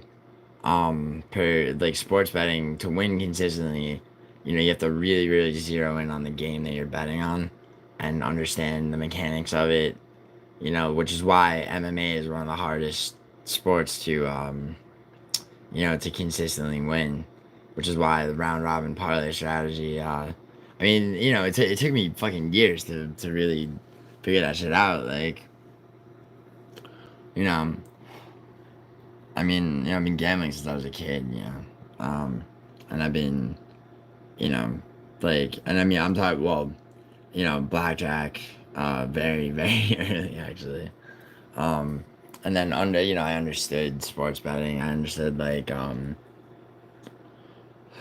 you know, I understood it more as, like the science of gambling before I really, you know, like, I mean, I grew up in a fucking connected neighborhood, you know, and shit, and, like, you know, the Casey family and all that, so, but regardless, but yeah, dude, oh my god, I can't believe that like, every single little specific thing just hit for, say, this match day, which is, I mean, it's a good feeling, but anyway, man, I'm gonna go for right now because I gotta fucking, to be honest, I gotta lay back. So I gotta get back to this girl too. She's messaging me. But yeah. Do we agree about Atalanta? Oh yeah. Let me just make sure of that Barca, the only game. Yeah, Leverkusen wins. They beat Salzburg. Even with injuries, they're gonna win that game. I mean, like, yeah, no, they're gonna win against Salzburg. Yeah. Let me see, in Barca,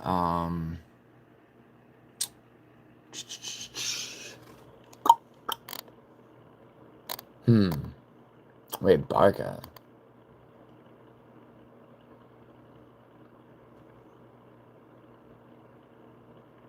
Oh, dude. Dude, La Liga, honestly, La Liga, when I bet on La Liga, I almost always do Jono bet, and I don't make specific bets, because, you know, it's the league I pay attention to the least. I'm sorry I didn't catch that. Barcelona's going to beat Brest, of course. Of course they do. I would even go so far as to, remember we were talking, a few minutes ago, we were talking about you know, the 3+.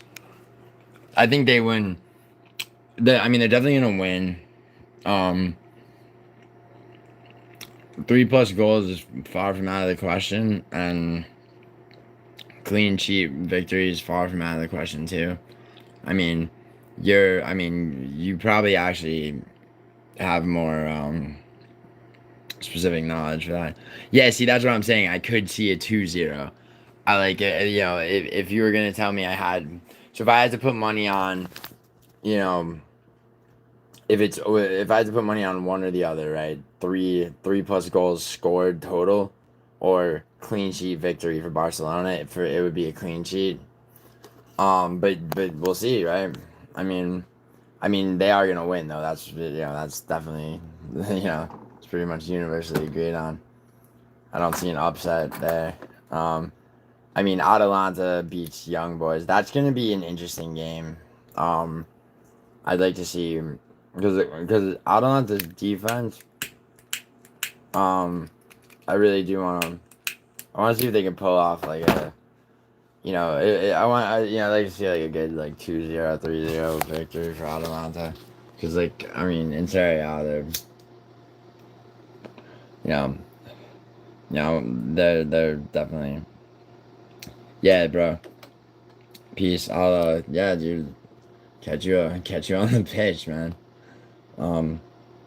Peace.